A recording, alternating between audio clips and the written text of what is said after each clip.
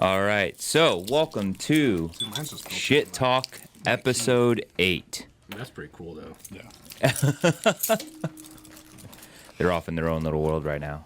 We're comparing Bottle openers. Yeah. Comparing bottle openers on your keychain. Yep. That's what the day has turned into. Still looking for that alcohol sponsor, by the way. Yeah, we are. We are. So, honestly, I'd like to say thank you to all your shitheads coming in, tuning in. We ended up taking last week off, and this week we're actually going to be trying to do a doubleheader again. So we're going to be doing recording right now, and then next week we're going to do another recording. Episode 10. There's actually a special guest I've been working on. So start the hype now. Hopefully everything lines up and we'll be able to get it going. And I'll get a big reveal on episode 10 for you guys. Well, who's the special guest? I don't even know that. That's the big reveal. That's the big reveal. I can't tell you. And if you knew, you know that you got to keep your mouth You shut. Work up to the climax, man. You got to keep your mouth shut. It doesn't I just can't tell happen you. like that. Yeah. This isn't porn. So right off the bat, as you guys got a return, Ryan, say hello. Hi, everybody. Right away, I want to say congratulations to Ryan for your shooting match. Thanks. What do you guys? That video was dope, by the way. That's all him. Yeah, I actually edited it. Yeah. Yeah. It felt like I was in like a Tron game or something. It was pretty sweet. All I did was pull the trigger. But Yeah. So do you want to go over like some of the highlights?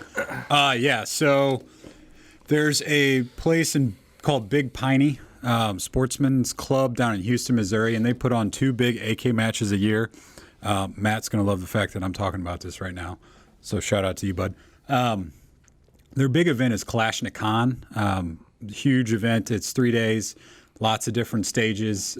People from all over. I'm trying to think of who's the AK guy, the Russian guy, AK Operators Union. Why are you looking at me? Oh, sorry. Anyway, the guy from the AK Operators Union's been. My first AK like what, 4 months ago? It's AK World right now. Isn't it? It is an AK World. So anyway, they do a winter match too. It's a little more subdued, but it was a all-day Saturday event, Saturday night. So we did night vision stuff and low light stuff, and then all-day Sunday. But it was awesome. Wide range of shooters from all over the country.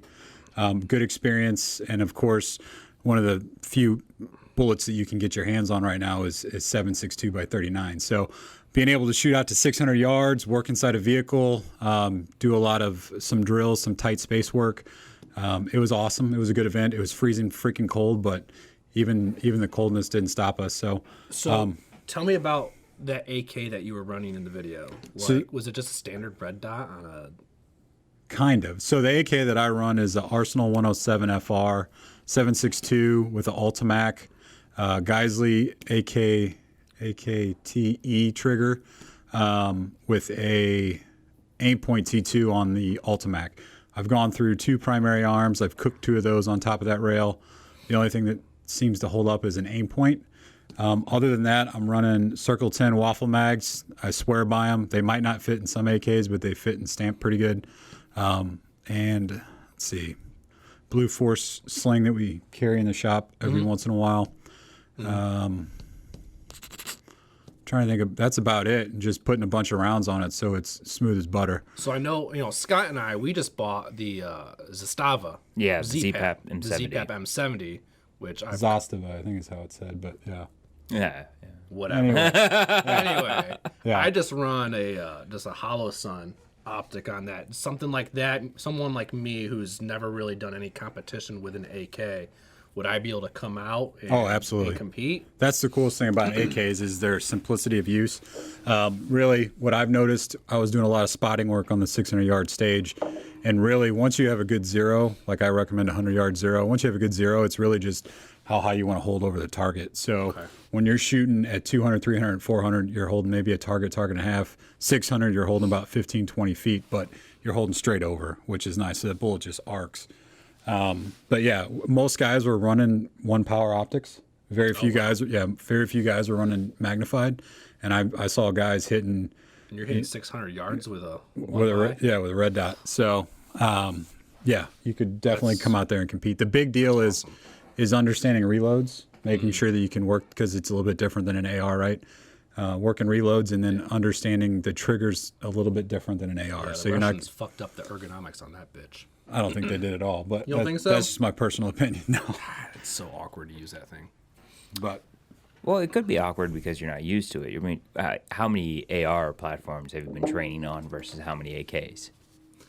I mean, yeah, but the whole thing of having to cross underneath the gun you don't have to do it that way. just so to charge You it. can do the rollover. yeah, so if you watch the mean, video, still, you're I don't know, crossing can to you the bring other that side of the video gun. up at all Yeah, to the reload? absolutely. So that reload stage, if you watch me on the reload stage, so I had the opportunity of doing a training with TJ and a Spetsnaz guy, and a lot of the reload stuff that they do is they'll take their fire control hand off and rack really? the gun with this hand, which is actually, I like it more than any other way because you can hold that gun on target the whole time, work your gun, and then get back on the trigger. So I was always trained not to take your hand off. Everybody says that and everybody has their own way, but I was doing, so we redid this reload drill that he's going to show here in a second. We redid this because you were supposed to start from the low ready exposed. Okay. And then it's just a simple up drill.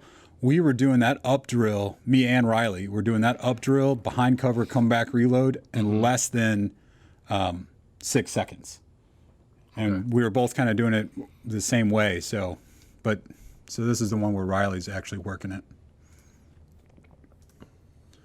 But if you cut to the one wherever I'm doing it, you'll see me come around the corner, and that's how I rack the gun. Because it's very easy to keep that gun on plane and then get back on the trigger. So that's how they show a lot of people. That's how they showed us to do that gun. Now, don't get me wrong. I am not shitting on the AK in any means. Ever since I bought Well, mine. you can, but you look like an idiot. So, Right. Yeah. But ever since I bought mine, I've had a newfound respect for AK. It's a freaking awesome. So right there, platform. that was the scene right there. Let me, here we go. So I'm going to pop out. I already have one round loaded, but when I come back after the reload, you'll see my right hand move. I don't see shit. Or not yet. But that was me coming out with my right hand charging it, so you can get back on target real quick. Mm-hmm. So that's how I recommend it for most people, because I did see a lot of people try to do the under Doing and the the reach underhand, over, and it just overhand. it all depends on how you want to do it. But me personally, if I can keep that gun on target with the dot on the target, I'd rather do that and charge it. So do you use your left hand to actually swap out mags, or you use your right hand to swap out mags? Yeah, so you swap it out with your right hand or your left hand. So you're doing a little dance with your hand where you're swapping out mags. Not really. I'm just getting my hand back up there because the other thing that you don't see me do it a lot in this video, but another thing they show you is how to grip the gun. This is the Russian style, is to use the magazine. That's how you grip that's how you hold the front end of the gun. really? You don't actually come all the way out. You hold it there. And so when you put that mag in, your hand is already there. So then you bring it back on target, rack it, wham, wham, wham. So if you have questions or if you want to try it, I highly recommend all the people out there that have AKs run it both ways, see which one was easier. And I have a feeling you're going to start switching it to your right hand. So I run my SCAR that way too. Do you? Yeah, I swap the charging handle, put it on the right side. So it's So you like, have your charging handle on the right side. yeah, so it's like running an AK. Okay. Yep. Well, you guys did second overall as a team. So it wasn't a team event, but so it was actually 3 different matches. Okay. It was a Saturday day match, Saturday night match, and a Sunday day match. So the Saturday day match, we took first. I just say as a team we showed up, we took first. Because I think anytime you go to a match with fellow competitors and they're in your squad, it's kind of a team thing. So Saturday day took first. Saturday night didn't take first.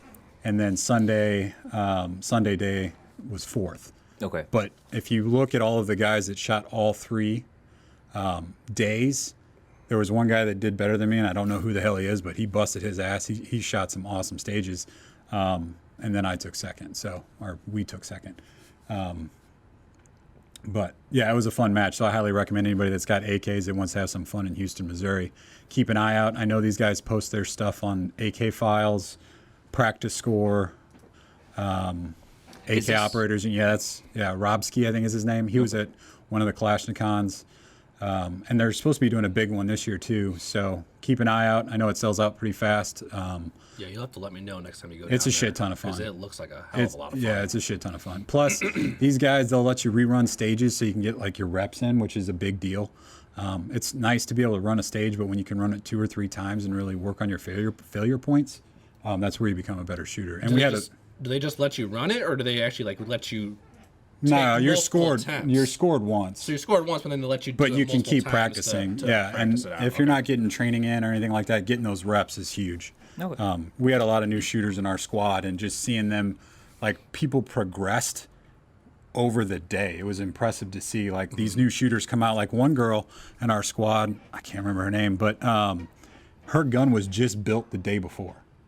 Never been fired. The AK? The AK had just been finished built the day before. So she zeroed it That's crazy. and then walked out there, learned how to use it, and then she started kicking ass. Next So- thing you know, you're shooting at 600 yards with an AK you've Yeah. never fired Yep, once. exactly. Jesus Christ. And then she hit it. So it was like, fuck yeah. Yeah. So that's the kind of shit that makes it kind of fun. So to introduce the second person, which you can see, I'm actually going to let him introduce himself, and we're going to get into some of his job duties here, and then also his side visits that you just started too. Yeah, so my name's Garrick. I am a part-time retail associate on the retail floor here.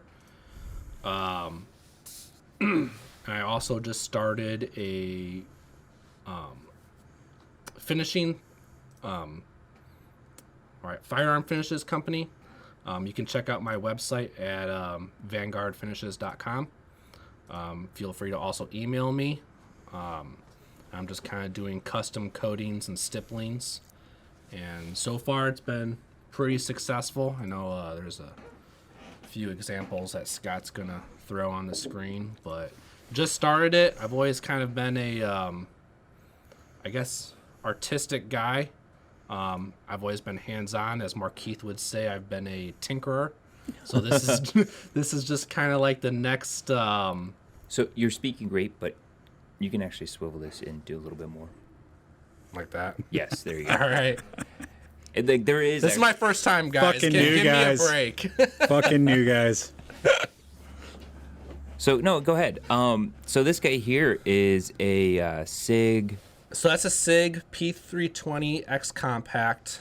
It's a multicam pattern with different shades of gray and a red highlights with a custom stipple on it. And this is not the SIG that shot the Canadian Special Forces guy, correct? No. Okay, just making sure. What And- Canadian Special Forces guy? You hear about that? No. Yeah. So some SF guy in Canada got shot by a SIG. It went off in his holster or some shit like that.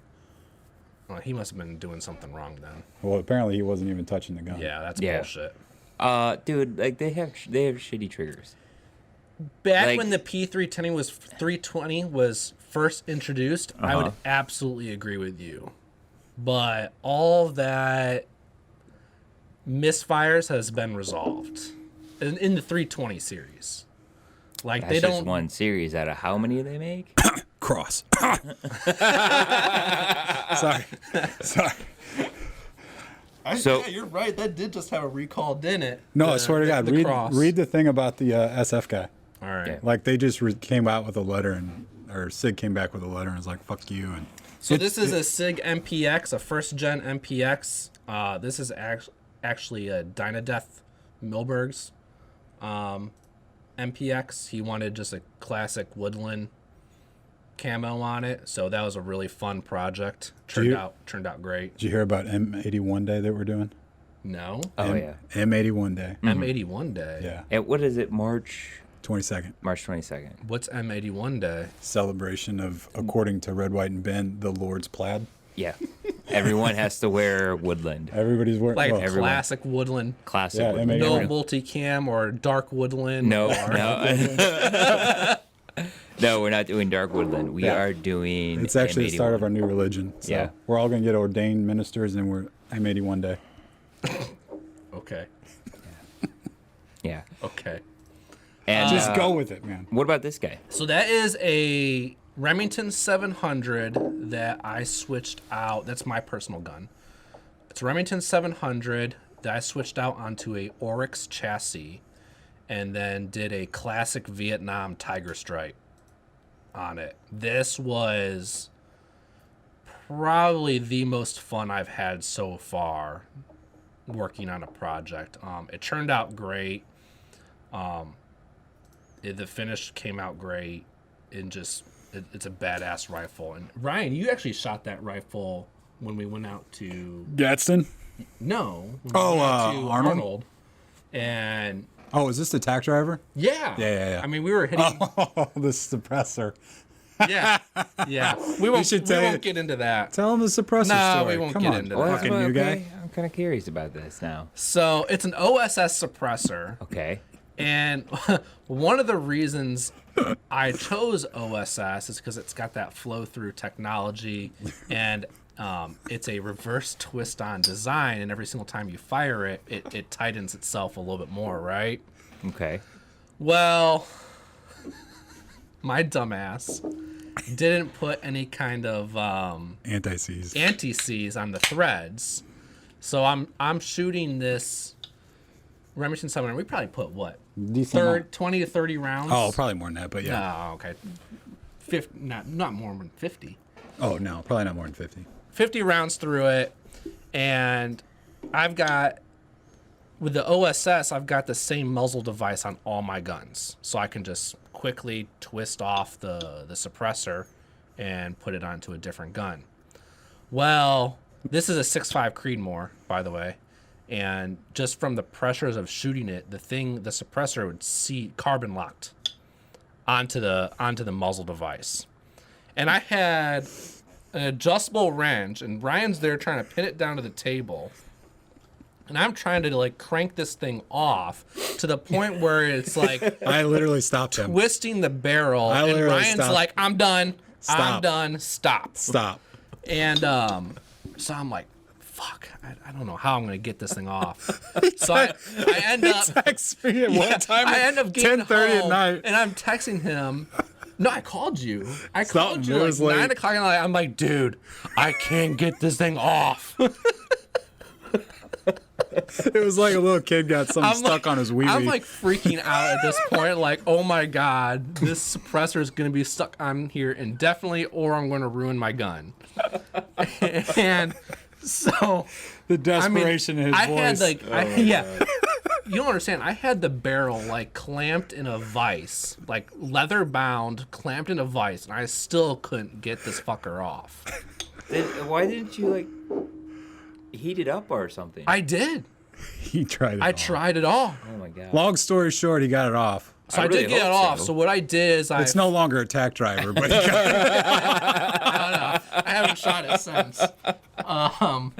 So I ended up flipping it upside down and just I sprayed some PB blaster into like just between the muzzle device and the suppressor and just let it soak overnight. Yep. And I came back the next morning and You popped it with a mallet too, didn't you? no. Oh, you didn't hit the end of it? No. Oh, the first thing I told you to do?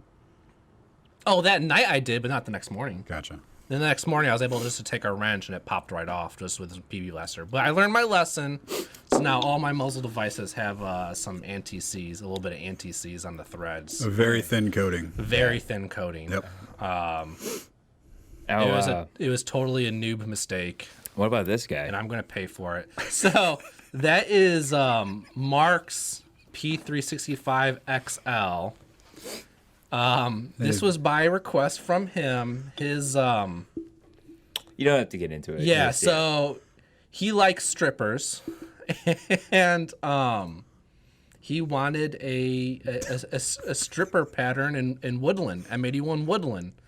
So it turned out really good. He's super happy with it. It does look good. Yeah, I've seen it in person. It looks great. It looks good. It's funny how you. But so I got a question. Oh, go ahead. No, I found it funny because I posted it to my I didn't even pick it up. my Facebook page, which is Vanguard Finishes LLC, and with a caption of a P365 with a lewd twist. And you didn't even pick it up that it was a stripper pattern. You Not until I just saw the thought gun. It was regular woodland, and then you see the gun. So it was really fun. It was a lot of fun. It was something different, something unique. So on that one, I did notice that the breech face was painted. Yeah, which is fine. Is it? Yeah. Okay. Yeah. Wait, on this one? Yeah. So where the breech face is coated, which is fine. It's not gonna. Well, I know you worked those. Is that a sticker that's on there? No, there's no sticker. It's all coated. No. I know. To do that though, it's like you put Yeah, you lay down stencils. So I saw that you had wrapped that around like every single intricate piece. Like the attention to detail is next level.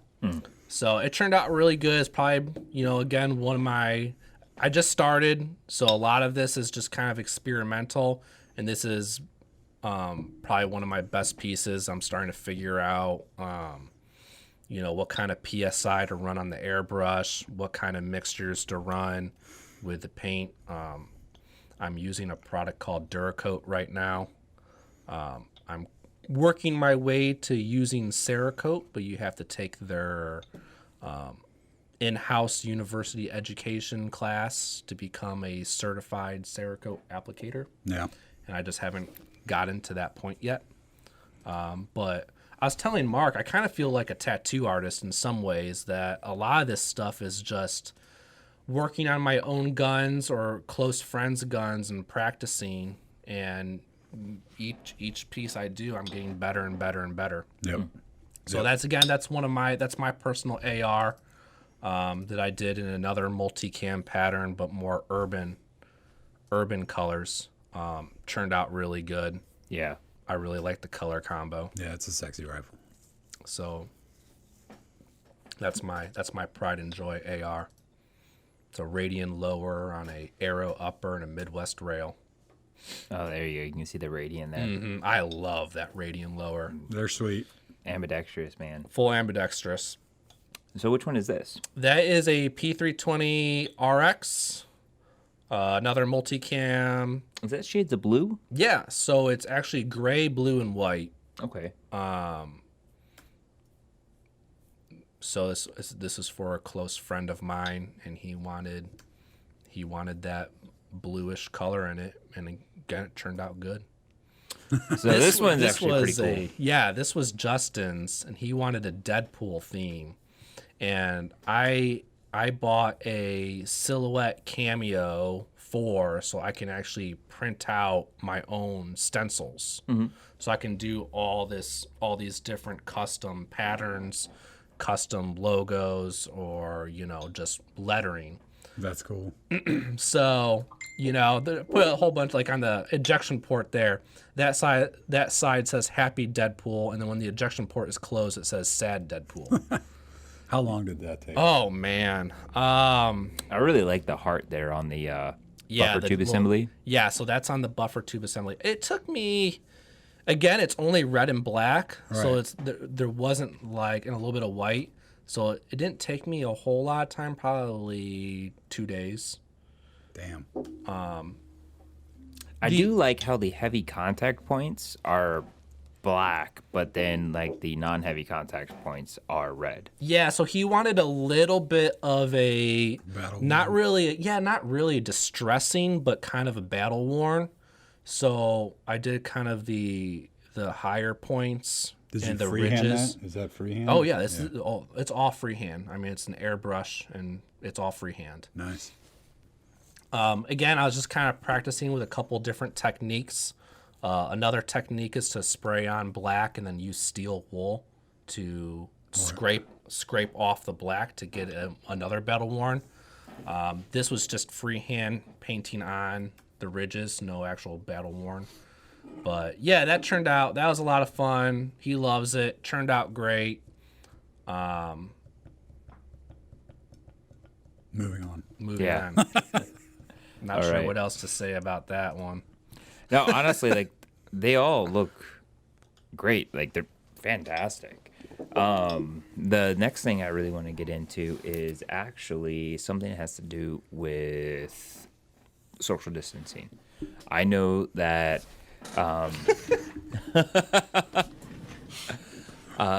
something that Ryan and I talked about earlier is, I'm a really big advocate on music festivals. I love going to music festivals. I love going dancing. I love going out to the club.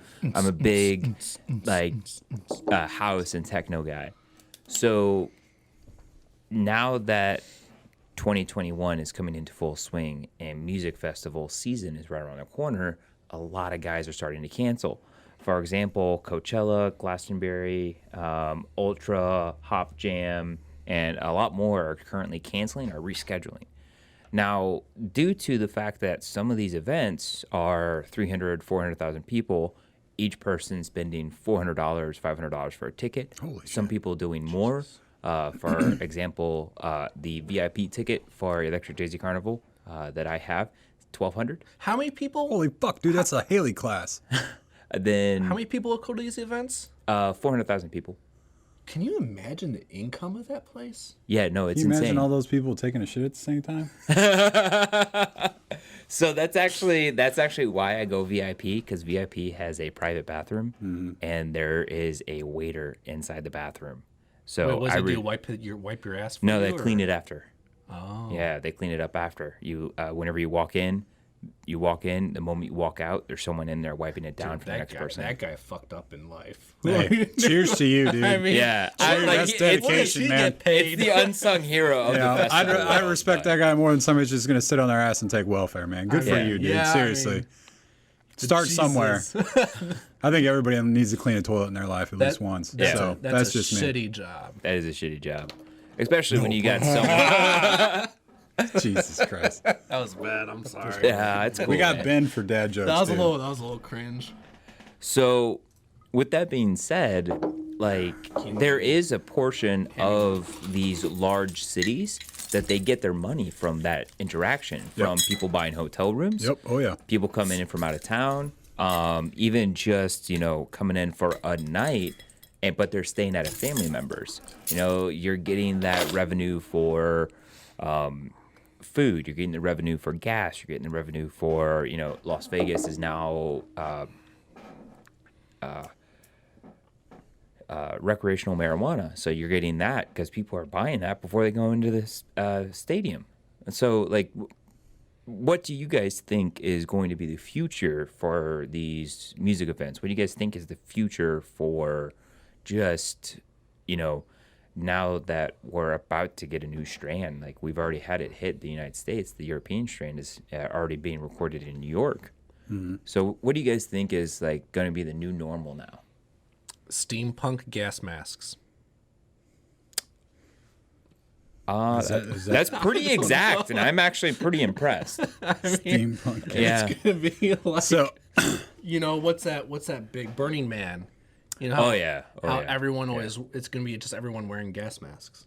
Well, the reason why they're wearing masks at Burning Man, not that's, like, from the only thing they experience, wear. but yeah, it actually is. That's the only thing they wear.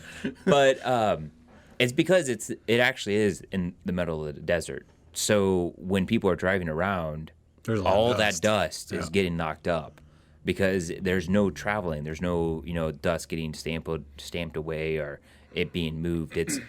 You have a lot of dust that's been collecting for an entire year, and then everyone moves in all at once, and everyone moves in within a 2-week period, and they're all gone. So all that dust is everywhere. Yeah. so And this is fun. Burning Man is more fun than some of the other ones because it's unorganized. So if you're just trying to find some underground guy that you're just like, I don't even know who you are, but I just loved the set you did. I don't know who So- you are, but I'm gonna buy drugs from you. okay. Did you answer the question? Are you good? Sure. Okay. So I got two responses. One is how I would wish it to happen in the future, what I would hope would happen. Mm-hmm. And the other one is what I think probably will happen. What I hope to happen is, if we ask that same question about Woodstock, would Woodstock have happened? And I would bet $1 million that if the conditions were the same back then, Woodstock would have still happened. So I'm hoping that these people realize what freedom really is and say, fuck it, we're doing this shit. And if you want to arrest 400,000 people for celebrating music and art and togetherness and humanity, then arrest us. Mm-hmm. But we're going to party on, dude. And what will probably happen is there'll be a whole lot of scare tactics from the government. There's going to be a whole lot of, if you have this, you will be arrested. If you have this, you'll go to jail. You'll have this, you'll be fined, which I think is complete and total bullshit. But, I think people should be able to celebrate life. And if the government doesn't allow that, then they should do it anyway. Yeah. And just a little side note on something that you said. Personal note, this is just my personal opinion. If the government finds you for something and they don't jail you, it's income for them, not an actual crime. So, yeah. Okay. Anything else? Mm. All right. So, with those big music festivals, though, Yeah. like, do you think they're going to start requiring, like, even when, So, do you think they're going to start requiring people to have the vaccine before you can attend? I really hope not. I really hope not. My personal health. Well, and if that's the case, I'm pushing for legislation to have IQs. Like, if you don't meet a minimum of IQ, then you stay the fuck out. Because what's the difference? Whether you have a vaccine or you have an IQ. But I think that's the way it's going to go, though. I think it's going to be Which is total bullshit. You need to you're going to start having an identification card that says that you've been COVID-19 vaccinated. Okay, that's when the real insurrection should happen. But I think that's where we're headed. Okay. I don't disagree with you, but I think Well, let's make sure that 6'5" is still a tack driver. I mean, they're already talking about smartphone apps that Yeah, they're doing the contract tracing in China. Right. Through the phones. Smartphone apps that indicate that where you'll have a passport to indicate whether you've been vaccinated or not. Yeah. Yeah. Now, I'm not an anti-vaxxer by any means, but There's a difference between like what is the mortality rate of measles? What's the mortality rate of chicken pox, right? Polio. I'm pretty sure the survival rate is not 99.96%. Yeah. Okay? So if you get it, I have a feeling there's a higher mortality rate than this shit. I don't know the statistics. Yeah, I don't know, but I'm pretty damn sure. Yeah. I would definitely say you're definitely right on that. The mortality rate for those is significantly higher. There's a reason why vaccines are there. There's a reason why, like, when the breakouts happen for those viruses and those bacteria, it's detrimental to wherever it happens. That's the reason why we have those vaccinations. However, you look at COVID-19 in comparison, it's not that bad. Like, you have the same numbers that the flu is presenting. Yeah. Well, imagine if you're from Flint, Michigan, right? Mm-hmm. So you're from Flint, Michigan, and you hear all these people bitching about COVID, and you can't even drink your own goddamn water. Yeah. Let's really start focusing on what the issues are and stop listening to this goddamn government. Like, seriously, people. Like, seriously. Homeless veterans, all the Name it. All the fucking sex slaves and slave trading. And I mean, really? We're going to bitch about this 99.996? Come on, guys. Seriously. The government looks at what they want to look at. I think that's key. The government will look at what they want to look at.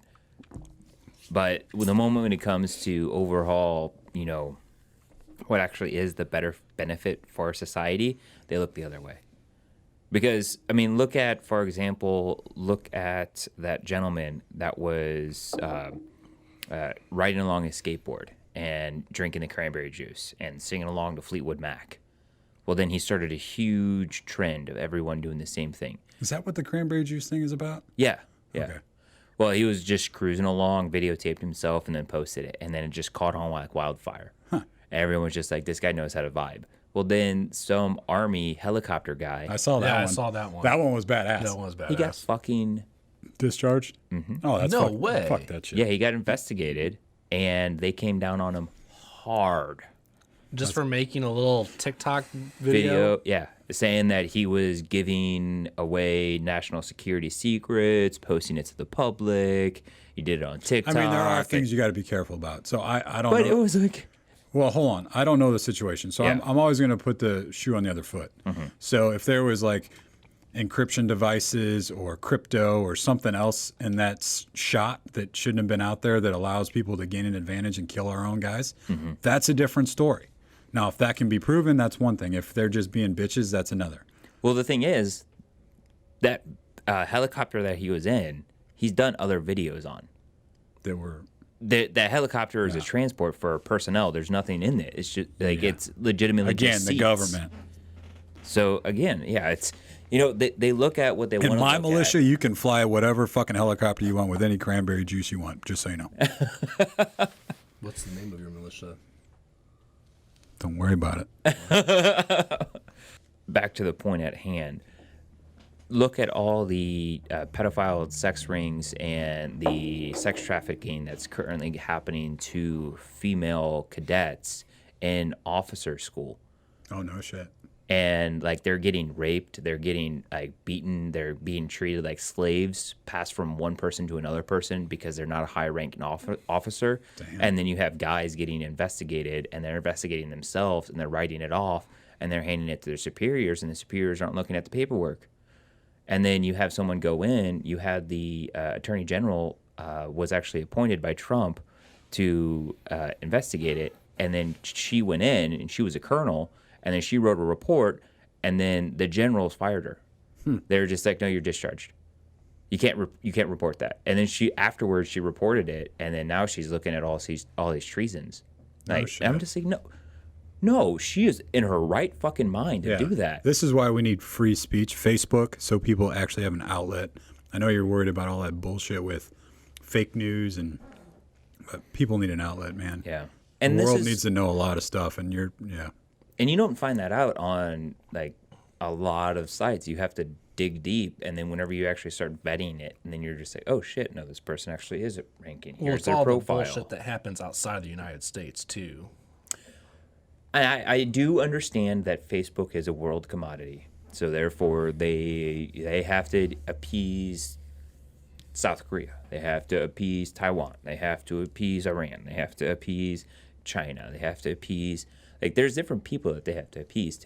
But the thing is, you can have a terms and agreements for here in Missouri. You can have a terms and agreements for here in the United States. You can have a terms and agreement for here in China. You know, I don't care what the terms and agreements are in China. I care about the ones here in the United States. Yeah, but they're trying to do business in China. So they have to make it universal. And if that's their largest revenue source, then obviously that's what they're going to do. So, but back to the Vanguard finishes. I actually did want to pull up. Just paint jobs, dude. Just so people can find him, this is actually his Facebook page, Vanguard Finishes LLC. He actually has different paint jobs here. I've got all my pictures on there. I always post pictures of completed projects. Just so that you're aware, I am still waiting to get my FFL, so I can't do clients' firearms yet. So I'm pretty much just doing right now pistol slides. That's why a lot of this stuff you see is 6 hour stuff, because that's what's great about the 6 hour P320 is that you can pull out the fire control unit and send me your frame or your slide, and it's not a gun. No, that's actually something that I've been looking at, the SIG for that design. I think it's actually really fantastic how well they designed that. But I'm still kind of iffy on whether or not that's actually going to increase or decrease the value of the gun. Because my concern is if just those small parts is what's considered the gun, can you start buying just those small parts, and is it going to be the same price as what the gun is now? So I talked to a Sig Sauer representative, and my understanding is with the P320 platform, they are trying to make that like the next Glock or the next AR-15, where it's in a whole universal platform, and you can go out and build your P320 from the ground up using just don't Wilson let it combat don't frame, let it hit the ground. Yeah, don't do that. Using a Wilson combat frame with a Grey Ghost precision slide, and then have the fire control unit, which is the actual firearm. Yep. But the trigger and the trigger bar, you can change out the barrel, recoil springs, and you can build it from the ground up and customize it to the way you want, which I think is really neat. Obviously, there's always Sig Sauer haters out there, just as there's the Glock haters. Yeah. And I make fun of both. I got on Jeremiah today, which some of you guys are familiar with, because he was shitting on CZs, and I'm just like, you shut your uncultured swined mouth. That's some holy ground you're stepping into right now. CZs are I guess great. it depends on which CZ, but What? anyway. So Okay, Coming from a Glock guy. Well, I do have to admit, like the CZ85B was not like my favorite, but the CZ75 is a phenomenal gun. Yeah. Tons of great history there, and the bore axis is just amazing.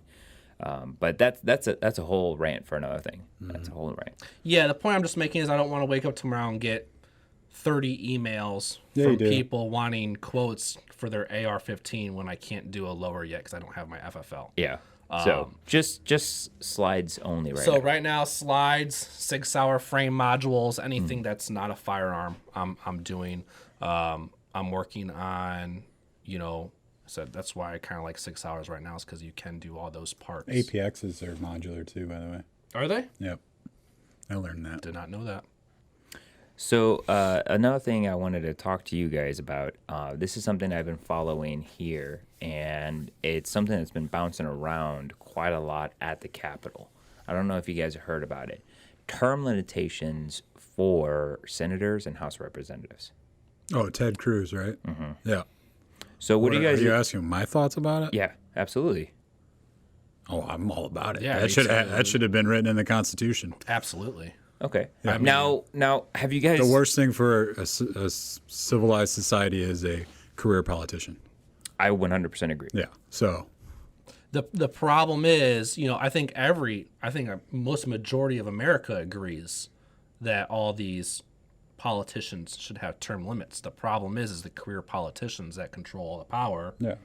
Are not letting the term... are not letting that happen. No politician in their right mind wants to write a bill that says that limits their career, and no politician in their right mind is going to vote for it Yeah.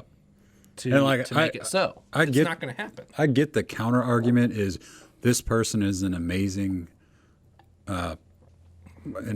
statesman, right? This person's an amazing statesman. They should be there.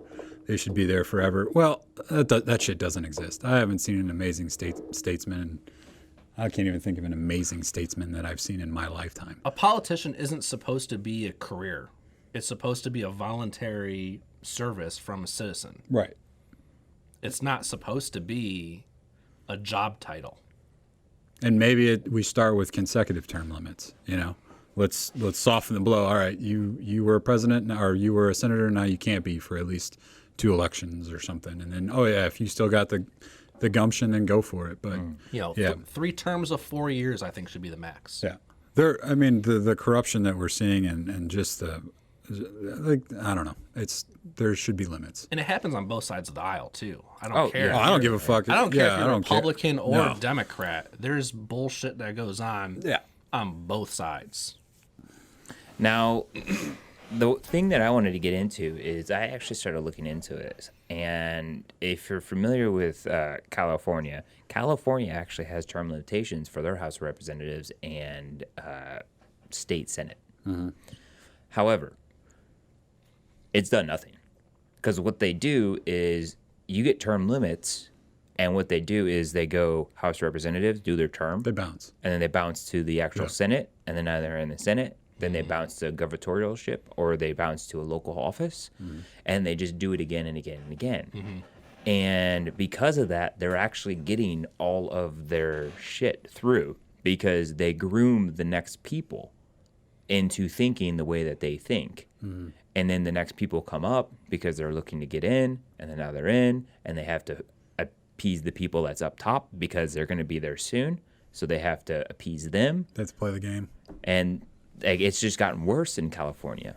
Do you think that that's something that's going to happen here, or do you think that we might be able to stop it?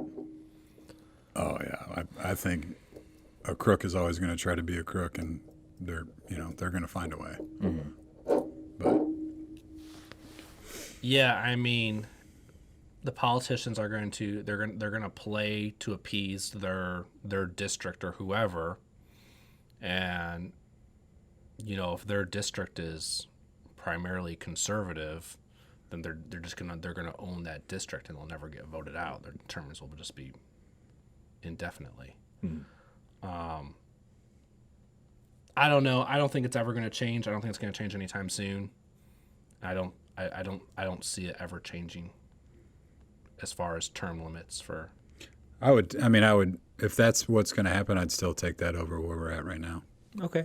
I'll take somebody bouncing around all over the fucking place, having to work harder to keep a job than just staying in there for 40 fucking years. And Yeah.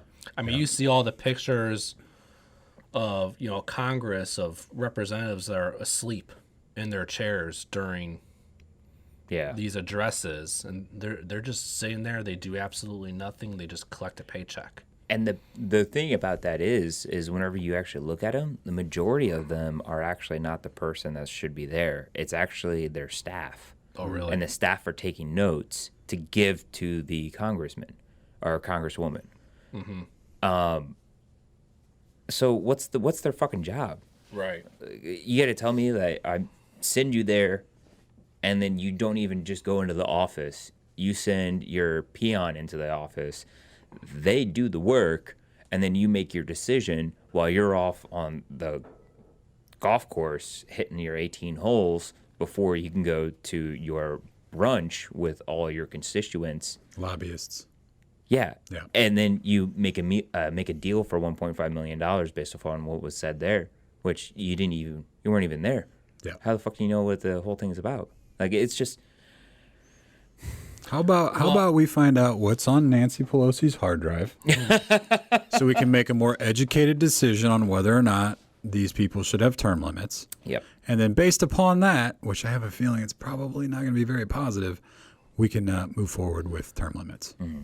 I mean, and to say, not all the blame is on the politicians too. I think people need to wake up and start voting based on pay more attention to their local candidates rather than just voting on party lines.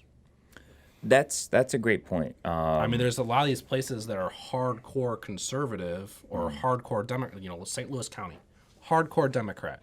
They're always going to win Democrat.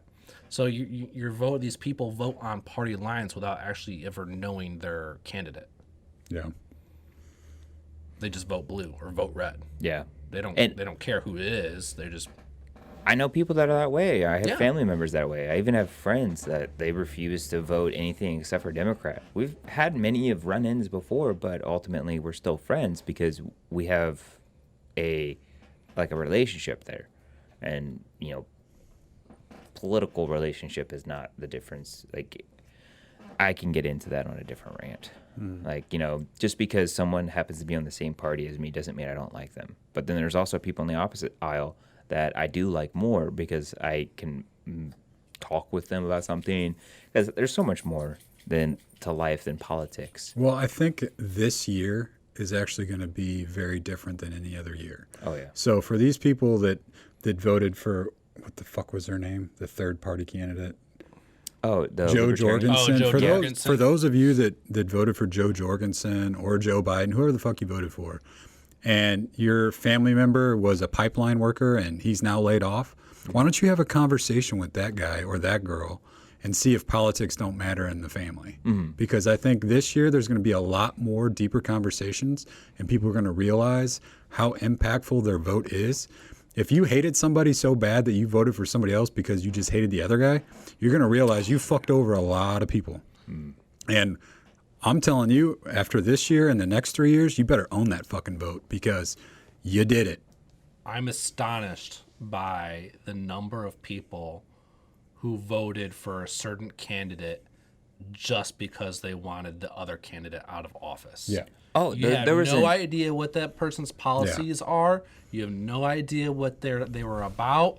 You just know that you didn't like, the orange buffoon in office. Yeah. You just wanted him out. So you didn't care who it was. You were just going to vote for the other person without knowing anything about them. And this is how we have now HR 127, Yeah.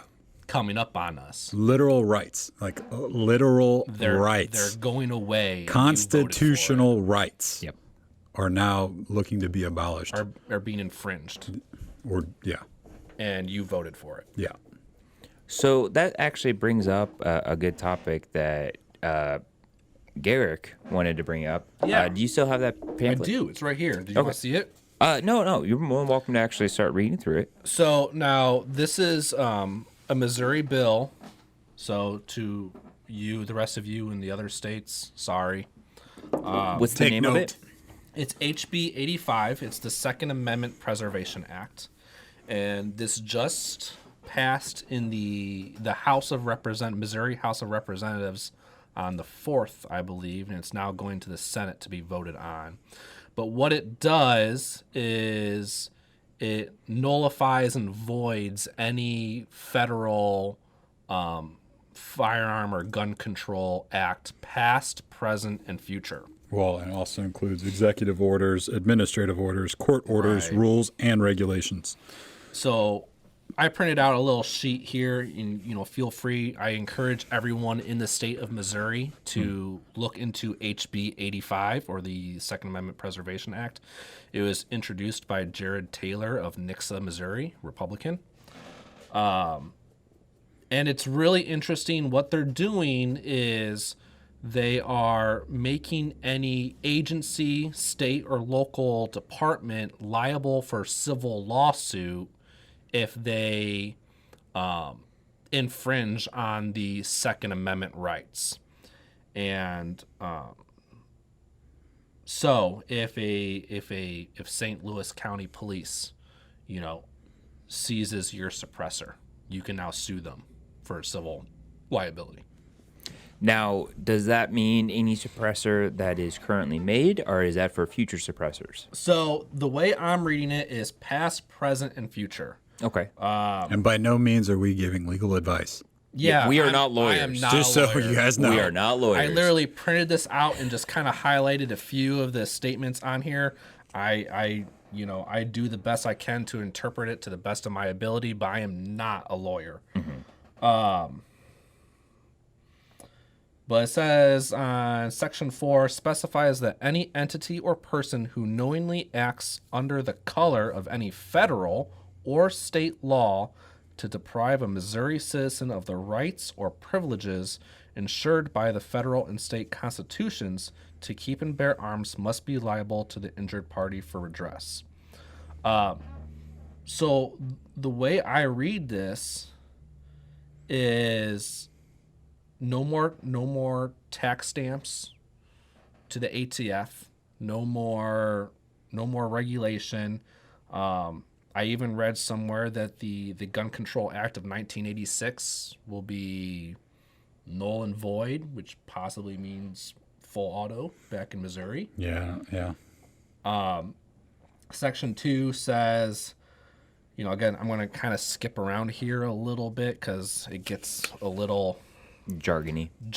Yeah. So I'm going to skip around a little bit, but it says declares that all federal acts, laws, and executive orders that infringe on the people's right to keep and bear arms as guaranteed by the Second Amendment to the United States Constitution must be invalid in this state. The way I'm reading it is, Missouri is becoming more A two-way haven. Yeah. The Or Second Amendment. A even. constitutional state. We're becoming more free than Texas. Texas has always been Yeah, everyone knows about Texas. everyone's and their always, guns. it's always, Texas has always been the go-to state for Second Amendment and the right to bear arms. The capita there for amount of firearm stores or firearm related stores to people is the highest in the nation. There's a reason why we're not looking at Texas. We as a company, we love branding, expanding, but Texas is not one of you. I'm sorry, guys. Yeah. But I think Missouri, is becoming more free. I know. I'm really excited about it. This is amazing. Missouri's got some damn good shooters, by the way. I just want to let you guys know. We travel all over the place, and Missouri's got some damn good shooters. It passed the House, no problem. I forget the numbers, but I think there was only 8 people who voted against it. Yeah. Yes, I have to review the numbers, but this is the perfected draft. Again, it's HB 85, or the Second Amendment Preservation Act for Missouri. If this passes the Senate, this would be a game changer for our state. And I really hope other states are watching closely and follow suit. Because I'm actually looking it up right now to see where I it's thought at. something like this was. So it actually looks like it passed the House and Yeah, it reported to the Senate. So it passed the House, went to the Senate, and I think the Senate sent it back to be revised because the original drafts made the individual officer liable And not the department. and or not the department. So I organization. think the Senate sent it back to be redrafted as though now the department is liable instead of the individual officer, which I can get behind. I can't. Why not? Because, No, the officer's acting on behalf of an organization. Right. So but like, let's say, for example, the officer is a fucking dick and then takes your gun just because. Well, he has no rhyme or reason, and because of the unions, there's a really good chance that he's not going to get fired. He's just going to get shuffled around like all bad cops. yeah, but he's probably doing it on behalf of the organization. So Yeah. like you can't. He's not doing that maliciously out of his own recognizance. He's doing it based on his job responsibility, which is different. But if he's actually a bad guy, just fucking someone over just because, we all know that happens. Like, why isn't the person not responsible along with the group? Well, I mean, Like me working here, I take personal responsibility for each customer that comes in. That's why there are some guys like I get a Yeah, bad but if feeling you're about. showing a guy how to unload and show clear, and he fires around and hits somebody else, do you want to be personally liable for that? No, not really. Exactly. I mean, I see what Scott is saying. And it's also I mean, how can you get this passed, right? if the officer is not following state law or breaking state law, then he shouldn't be covered under what's it called? Immunity, something immunity. Not diplomat, but like, corporate, where it's like the corporation or the entity or the organization is the one that gets the suit, not the individual. Right. I mean, I see what you're saying, but at the same time, like what Ryan said, it's how do we get this passed? Yeah. And if that's what it takes to get it passed, Baby steps. I'm Well, cool and I would, with it. yeah, and I would hope that an individual in our state that has a position where they might have to enact and infringe on somebody's gun rights would not. I think that's the problem that we're not seeing is people aren't brave enough to stand up and say, you know what, I'm not doing this. Like we've seen some sheriffs do it, but I don't think we've seen an entire organization say, no, we are not doing this. We are not going to infringe on somebody's rights that were written in the Constitution or the Bill of Rights. We're not going to do that. So that's what I think we need to see, because once these guys start kicking in doors and taking your guns, like it's over, people. Like it's over. The game of freedom is done. Like once that happens, there is no more freedom. There is no more liberty. There is no pursuit of happiness. It's gone. Like you don't have the ability to get that back. And I don't think people realize that. So, and I hope that people that are on that thin blue line that understand there are shitty people in this world and we have to, have a line against them. When they get asked to start doing this shit, I hope that they stand up and say, no, this is America. We don't do that shit. But Yeah, I guess that's where I'm at. Like, I hold the police at a higher standard than anyone else because they're the guys that people call whenever something happens. Which you should. So I want you to understand the law when you go into it. Yeah. right. Well, I think they have the hardest jobs on the planet, but that's just me. I'm not saying like I hate cops. I'm not saying like, fuck the police. What I'm saying is that I do wish that there was more personal responsibility. That Well, I way think there was more when, personal responsibility on fucking assholes yeah. and rapists and pedophiles. And like, I think they were about to show a video about a jail riot or something like that. Oh, so that was actually just something that was going on. Oh, I gotcha. So like getting 3 meals a day and sleeping on a warm bed, like fuck all that shit. That was at the Missouri Capitol building, Let's right? like change these Yeah. rules. Yeah, that was. We can get into that later. Yeah. But I would, yeah, we all have our ideas and what we think should happen. But Yeah, but that's why this whole podcast is here, so people kind of realize that we're not unified in our. it thought shouldn't all be process. on cops is what I'm saying. Yeah. Okay. But yeah, I mean, this bill is really cool in conclusion. the fact that it states that the federal the federal government has exceeded its control over the Second Amendment, and they're declaring as a state that you guys can't do that, and we're not going to enforce it, and that if you do enforce it, you're going to be held civilly liable. Mm-hmm. And the way I'm reading it too is it not only applies to state and local agencies, but also federal agencies. Yeah, I'm not a lawyer. Don't go and try this. This is the line in the sand. Mm-hmm. Like, that's what this is. This is the line in the sand. And it's like, all right, enough is enough. And I applaud this effort right here, and I hope it passes. I mean, it even says right here, declares that laws, rules, orders exclusively within this state exceed the powers granted to the federal government. Yeah. So here is actually a website called Legiscan, which is kind of goes over bills, where they're at, what's going on. It actually looks like yesterday it got reported to the Senate for their first read, but that was the third pass. So they went through 3 amendments trying to fix it and rectify it before it got passed.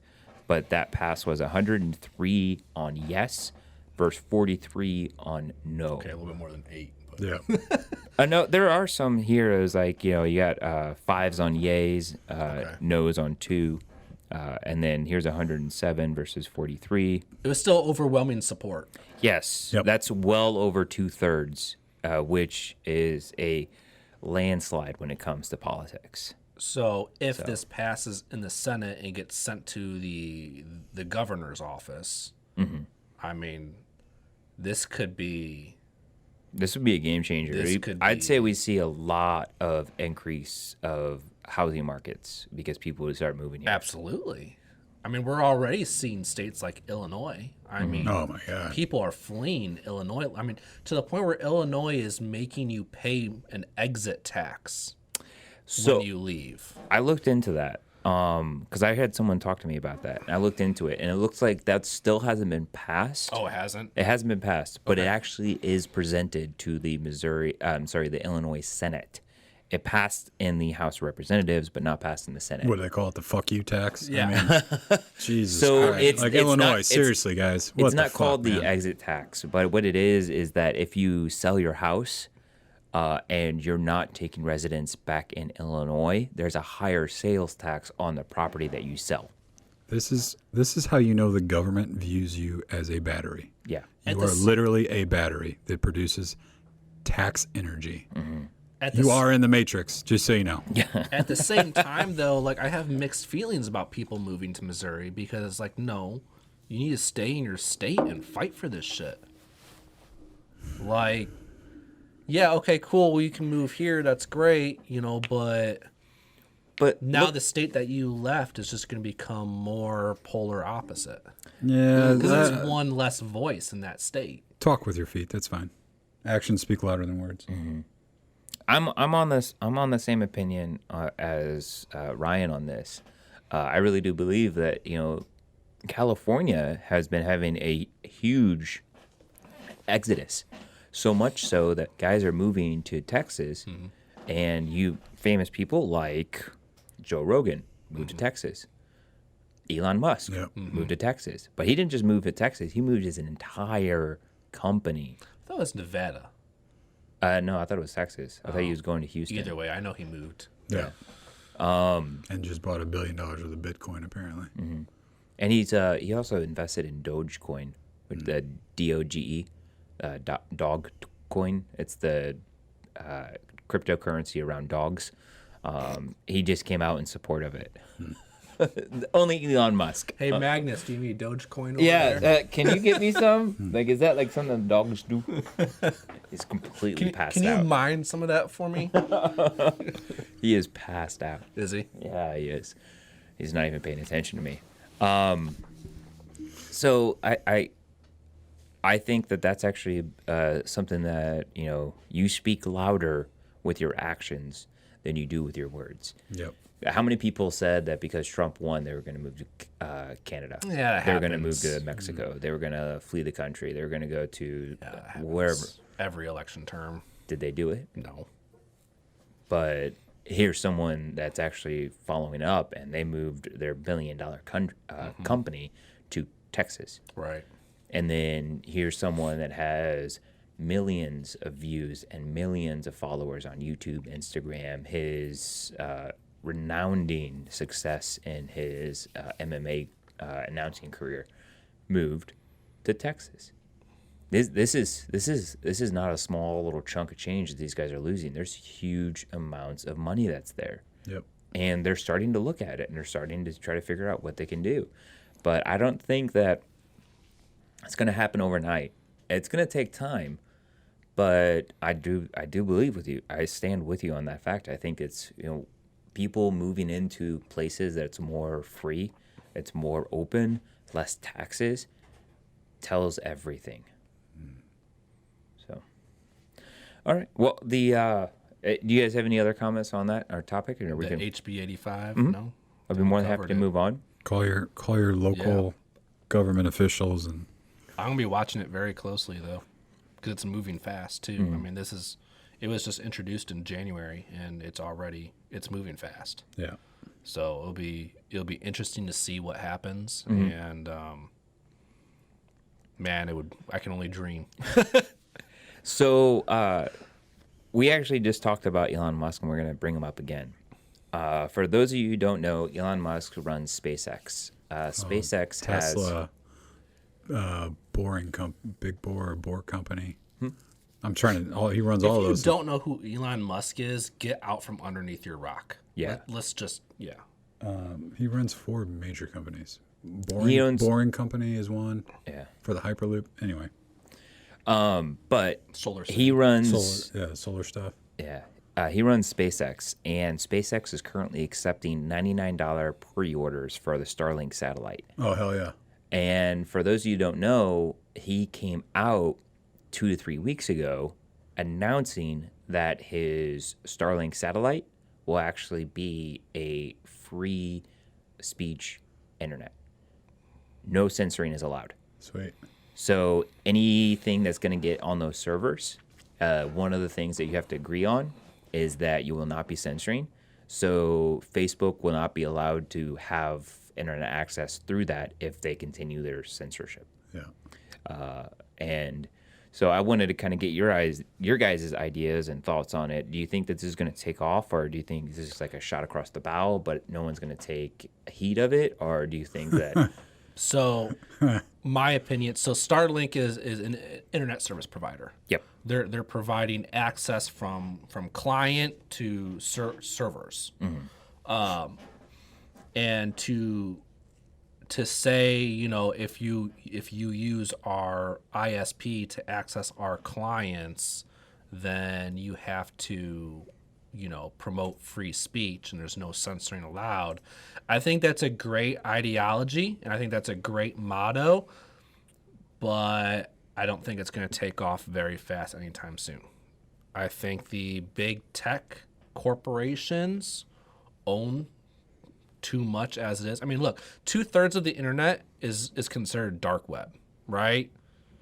But how many people do you know actually use or access or gain access to the dark web? Just because it's there doesn't mean people are going to strive to use it. At the end of the day, people only want to hear what they want to hear. Yeah. I think, what was it? 13% of all internet access is Netflix. Yeah, something like that. I don't know. I don't know the exact statistics, but we're in a society and we're in a political climate where you are going to be censor yourself to what the naysayers say, and you're only going to listen to what you want to listen to, what you want to hear. You're basically censoring yourself. So I mean, it's great that he's doing that, and it's great that it's there as a service, but I don't think it's going to make a difference. So I just looked it up to fact check myself. It's 15% is Netflix, 11.4 is YouTube. How much is porn? That's a great question. I wonder how much is Pornhub. But Pornhub's gone down, actually. I'm not He's just, just not saying just porn. Pornhub, just porn in general. Holy shit, it's 30%. See, I expected it to be bigger, actually. I honestly expected it to be bigger. I was not expecting that large of a number. I was expecting it to be bigger. Yeah. All right, that's actually pretty impressive. Just so like. So 55% of the internet is porn. Is porn and- YouTube and Netflix. 55% of the internet. Just so you Wait, guys is that the realize I'm not internet, or bullshitting. is This that is on Google. bandwidth? According to infographic. That's bandwidth. That's not necessarily internet. That's just bandwidth. So of the ability to utilize the internet, Yes. 55% is for It's being used YouTube, for, yeah. Netflix, and porn. Yeah. That's impressive. It's sad. So that it's I mean- extremely sad. Yeah. Like to a level that the But that's what I'm saying. Yeah. Where like people are only gonna listen and watch what they want to hear. yeah. You know, I think that's honestly one of the biggest problems right now is people are so up in arms about hating each other because that's what our politicians have told us and instructed us to do, Well, so is the media. and the media. That But we don't have an option right now, right? right. I can't, like, who am I supposed to go to for absolute objective news, right? Absolutely, there isn't. It used to be the BBC, right? Like the BBC used to be very objective. It was, this is what happened. People blew up by so-and-so. Now there's actual opinions in their headlines. And so if a news outlet has an opinion that uses an adjective or something like that, I think that's the right term, an adjective, or an action verb or whatever the fuck it is, in their headline, it's bullshit, right? So I mean, NPR used to be pretty, NPR is horrible. but they've gotten It's really, horrible. yeah, they've Horrible. gotten bad. They So, used to be pretty decent. Yeah, it was always Trump destroyed this and he did that. Well, how do you know? How did you determine it was technically destroyed? From CNN. Or are you just using that term because it's still standing? It's not on fire. So is it really destroyed? Anyway, all I know is I don't think there's been a thing that Elon Musk has touched in the last 2 decades that hasn't made money, that hasn't brought an advancement to humanity. So I would have to wager that this will bring an advancement to humanity. Now, for me, when somebody asked, I don't know if anybody's ever asked you this, but if you could go anywhere in time, ever in the history of the universe, where would you go? I would go to the libraries of Alexandria. I would go to the libraries of Alexandria because that's the jewel of knowledge.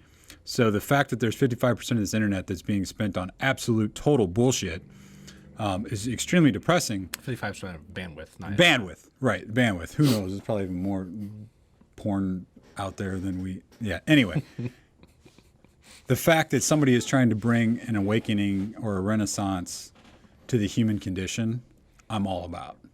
So I think everybody, if big, obviously what's going to happen is big tech's going to poison Elon. Elon's going to die, and the satellites are going to fall out of the sky, right? Because that's what they do. They destroy their competition. They don't admire. They don't enhance. They don't try to improve humanity. They want to make every goddamn dollar because if you look at the 1%, the 1%'s grown by 25% over the last 15 years than any other time in humanity. So it's like, people, you got to realize that there's people out there that don't give a flying fuck about you. But Elon's one of those guys that's trying to help. So I would invest in it if I were you. I'll probably look at it. Hopefully that $99 isn't a month.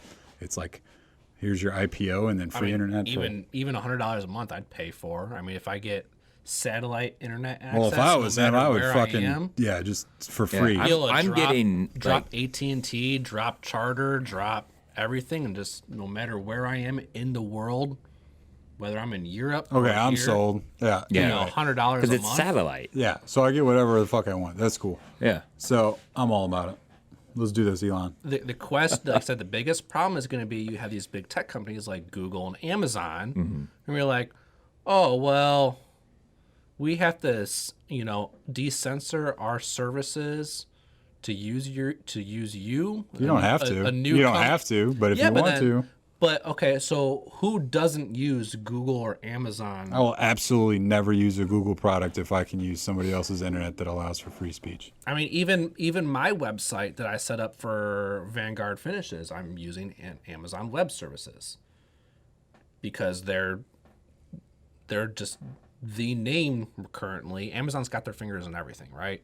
Yeah. So all I'm saying is, big tech is going to... Yes, you will have to migrate your website. You're going to have to boycott. They're going to have to... Big tech is going to boycott Starlink. The great exodus. Yeah. Yeah. And I hope that happens. Yeah. So do I. All right. So, this is actually, we're going to get into two nerdy topics. Oh, fuck. We're going to get into two nerdy topics. Nerdy topic number one. I can't tell how bad my hair is on this thing. Oh, it's pretty bad. Oh, my God. At least you have hair. So, the number one I wanted to get into is actually those of us that are big fans of Lord of the Rings, which we had a... You're not a fan, no. but you like the Ents. I like the Ents, and Rudy needs to quit fucking crying, man. Who? Rudy. Sam. Who's Rudy? Sam. You mean Sam? Yeah. Who's Rudy? Yeah. Oh my. Rudy. Rudy. Fucking movie. Rudy. The movie. You don't know Rudy. who Rudy is? No, who Rudy is. Oh my God. It's like one of the best sports This movies is of the all same time. guy that can't get his suppressor off. I'm never going to hear the end of this. You got a new nickname, bro. You just made Yeah. it public. I'm never going to hear the end of it. All right. So, Rudy gets is his a up- film in 1993 that was... Rudy. Yeah. Rudy Rudiger. Come on, dude. Rudy. Seriously? Rudy is. What the fuck? Like, dude, this is actually a really good movie. Yeah. All right, I'll have to check it out. I'm Apparently the guy in gonna real track life it was an down. asshole, I'm gonna though. get it to you. I'll check it out. So that's Samwise? Sam? I'm a Sean big, Astin. I'm Yeah. a big film buff, so yeah. That's Samwise. I'm a nerd. So if you watch this, Sean actually, I Astin. recommend you don't watch this movie. Okay. Because it will destroy Lord of the Rings for you. Because when you see him cry like a little bitch all nonstop. In Rudy, No. And Lord No, of the Rings. Lord of the Rings. he does cry a lot. Doesn't he? Yeah. But there's, all right. I'm a Tolkien fanatic, and for me, those scenes, it's exactly how it plays out in the book. Yeah. He has a monologue, and the monologue is to himself, but then he actually says it out loud in the movie, and it's him and his thought process of, I'm not going to give up. I'm going to get one foot in front of another until I'm at the top of the mountain and me and my best friend can go home because I just want to go home. But the only way I'm going to get home is if I put one foot in front of the other. And cry all the way there. But he did it. It's a pivotal moment. The fact that someone who is so little, who's so unseen, so It's called untalked stealth, about. man. Have you ever, like, Yeah, have you maybe met? if Frodo It's wasn't a such metaphor. bitch. You'd be for- surprised at the body structure of Green Berets. Like, I actually, yeah, I know. Yeah. Are we really, But the are thing we is, really it's- comparing hobbits to Green Berets now? It's a metaphor no, for but humans. I'm just saying, like, you'd It's be a metaphor impressed with for some of these humans fucking in the dudes can do. machine of war. You know, it's not done by the generals. It's not done by the leaders of the government. It's done by the guys that are on the boots on the ground. They can carry 100 pounds 20 miles. Those are the guys that get shit done. That's who Sam is. Sam is the epitome of that. He does it every single day, every single time he wakes up. He looks at Frodo. Cries As about you it. said, Then he does I it. care. And like as you said, in like the last Like, time if that I was a had you in female our, character, she So he- would not have enough so mascara. he bitches like, and she would, complains, but he still does it in the end. he bitches and complains. He does it in the end, but the bitching and complaining is so that you understand his turmoil. I mean, he is a gardener, so you do have to give him a break. it's, what is it? It's Better to be a warrior in a garden than a gardener in a war. And he becomes a warrior in a garden at the end because he became a warrior through his trials and tribulations. And at the end of the book, he goes back to being what he wanted to be, a gardener. Well, I just hope he had a lot of Kleenexes in his knapsack because he needed Hey, you know what? At least he got the bitch at the end. He did. Yeah, he got married and got kids. Oh, Oh, good for him. Yeah, and a garden. God, I'm such a Tolkien fan. I'm pissed. I can't remember her Do name. we already get you riled up? Yeah, you guys did about that. You cried a lot. I'm gonna argue with you about this all day long. Well, we until should do it. Tell me how many minutes total he cried in the Lord of the Rings. Is it a trilogy? It's a trilogy. However, I would bet that there it's is at least 12 minutes. Is it a trilogy or a saga? It's considered a saga. However, it's a trilogy. Each one is Harry Potter cried less than Samwise Gamgee, just so you know. Just saying. And he was a kid. I don't even know. Boom. Drop the mic. But everyone around him cried. Harry Potter was a bitch too. He was a bitch. He had the chosen one He would thrusted upon him. What's the main character in Frodo? He'd whoop Frodo's ass, man. I would agree with that. Frodo. Harry Potter or Sam? Frodo. Harry Potter. Well, yeah. Yeah. Then how are you going to call him Fucking a bitch Harry if Potter has magic. Of course he's gonna whoop Frodo's. he's got a fucking ring? Like what? So he can turn invisible? They both can get invisible. Yeah. Yeah. Frodo's even more of a bitch than Sam.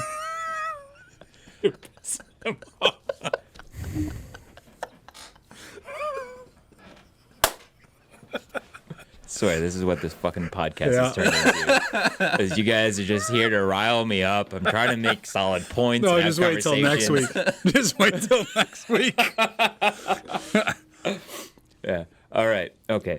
So, Okay. Lord of the Rings prequel The is Hobbit? currently no prequel. So this is going to That be is the a dawn of the that is a second age, prequel. not the third age. The third age is when the Hobbit and the Lord of the Rings, the destruction Is of the Peter ring. Jackson doing it? Uh, Because if not, I don't want to watch it. You'll watch it. Yeah. It's on Amazon Prime. That's who's going to be getting it. The guy that directed it, his name is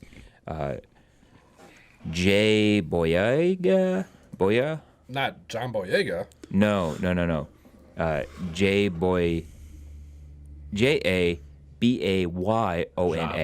Bite. Whatever. He ended up posting a photo saying, this is the last photo in New Zealand. I have no words and thanks for this extraordinary land. He is the guy that's officially announced that he is the director of this series. Now he's saying that he's leaving New Zealand, where they announced that it would be filmed in. There's a lot of speculation going on that it's actually done. So, Are they bringing? Do we know if they're bringing back any of the original cast, yes. like Viggo Mortensen? Or? No, he wasn't alive during this period because this is going to take place during the second age of Middle Earth. Are there Ents? Ents are still alive. Are they in it? They should be based I upon the ain't watching storyline. if they're not in What it. about the Eagles? The Eagles Dude, are the still Eagles ain't alive. shit. That's still the one thing I don't understand. The about Lord Ents of the were Rings. so much cooler Why than couldn't the Eagles not just fly them? The to Eagles top of had the their volcano? own fucking life. and drop a fucking ring. Why do they always come in like at the pivotal moments? Like, okay, the Hobbit, right? Okay. They came in to fight They come in and save Thorin Oakenshield. Oakenshield. Yeah, and his band Okay, of 13. so for the Eagles, who are supposedly neutral and want nothing to do with either side, they sure as hell come in at pivotal moments. They're not protecting the guys. They're protecting Gandalf because Gandalf saved the guy, their Why leader. didn't fucking Gandalf just drop the ring in the volcano? Gandalf can't touch it. He can't get near it. Well, he touched it in an envelope. Well, he grabbed the tip of the envelope. He didn't envelopes? touch. Yeah. They had mail back then? He had Yeah, the of course they envelope. I had bet mail. stamps were cheap. You gotta be fucking kidding me. This is what I get fucking like these fucking Neanderthals, motherfuckers, piece of shits.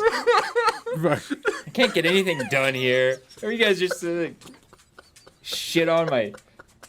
I'm just gonna sit over here. Dude, just watch Rudolph. Just watch Rudy. was cheap because they all just lived in fucking holes in the ground.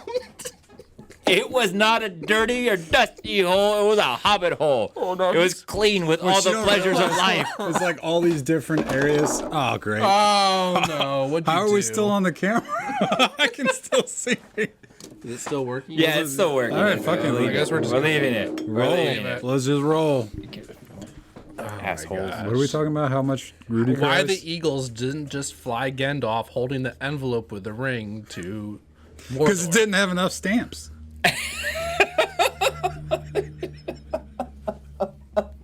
They worked from the post office, dude. They were trying to steal the ring. Just like all our ammo. Guys, the U.S. Postal Service is stealing that fucking ammo. We're trying, dude. Sorry, Oh tangent. my god! Did something happen with the ammo? Yeah, fucking people are stealing that shit. Who? Postal people. Are you serious? No shit. Yeah. Wow. How do they know it? Oh, I guess it has a sticker on it. Yeah. That sucks. All right. So, since we're not going to talk about the Lord of the Rings, Oh, we can go back. So back- back- there's skip. a prequel when tramps We're back stamps were really, really cheap. back to Middle Earth. Yeah. so it looks like that There was an earring, not just a ring this time. it's not an earring. It's actually going to be the rise of Sauron, and the death of Morgoth. Morgoth is the guy that ended teaching Sauron how to inhabit evil, and the angelic form of Sauron becomes a physical form. Because he's a sentient being from deep space, similar to like angels. There's gonna be Transformers.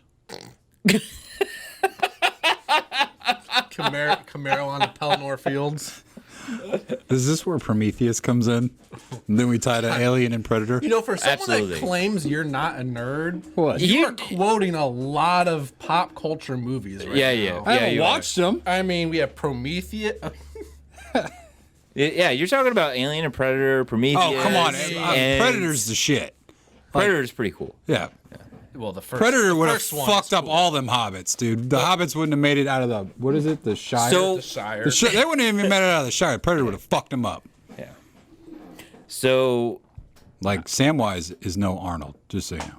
I do agree with that. Okay. Samwise is not an Arnold. He would not hand off very well. But to the Hobbits' defense, they are actually quite scrappy. In the books, they actually hold their own because there is a small battle that occurs while Frodo is off.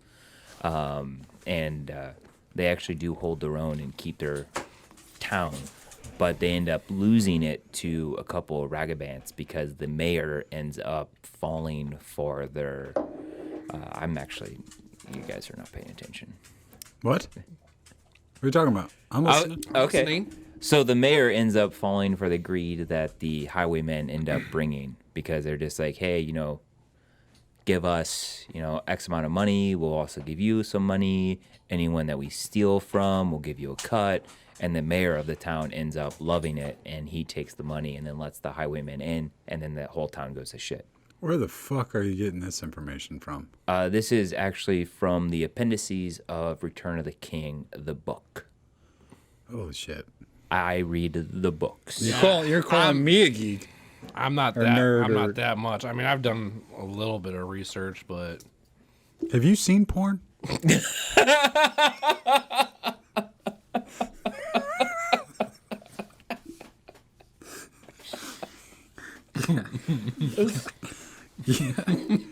We gotta get you back out to the club, bro.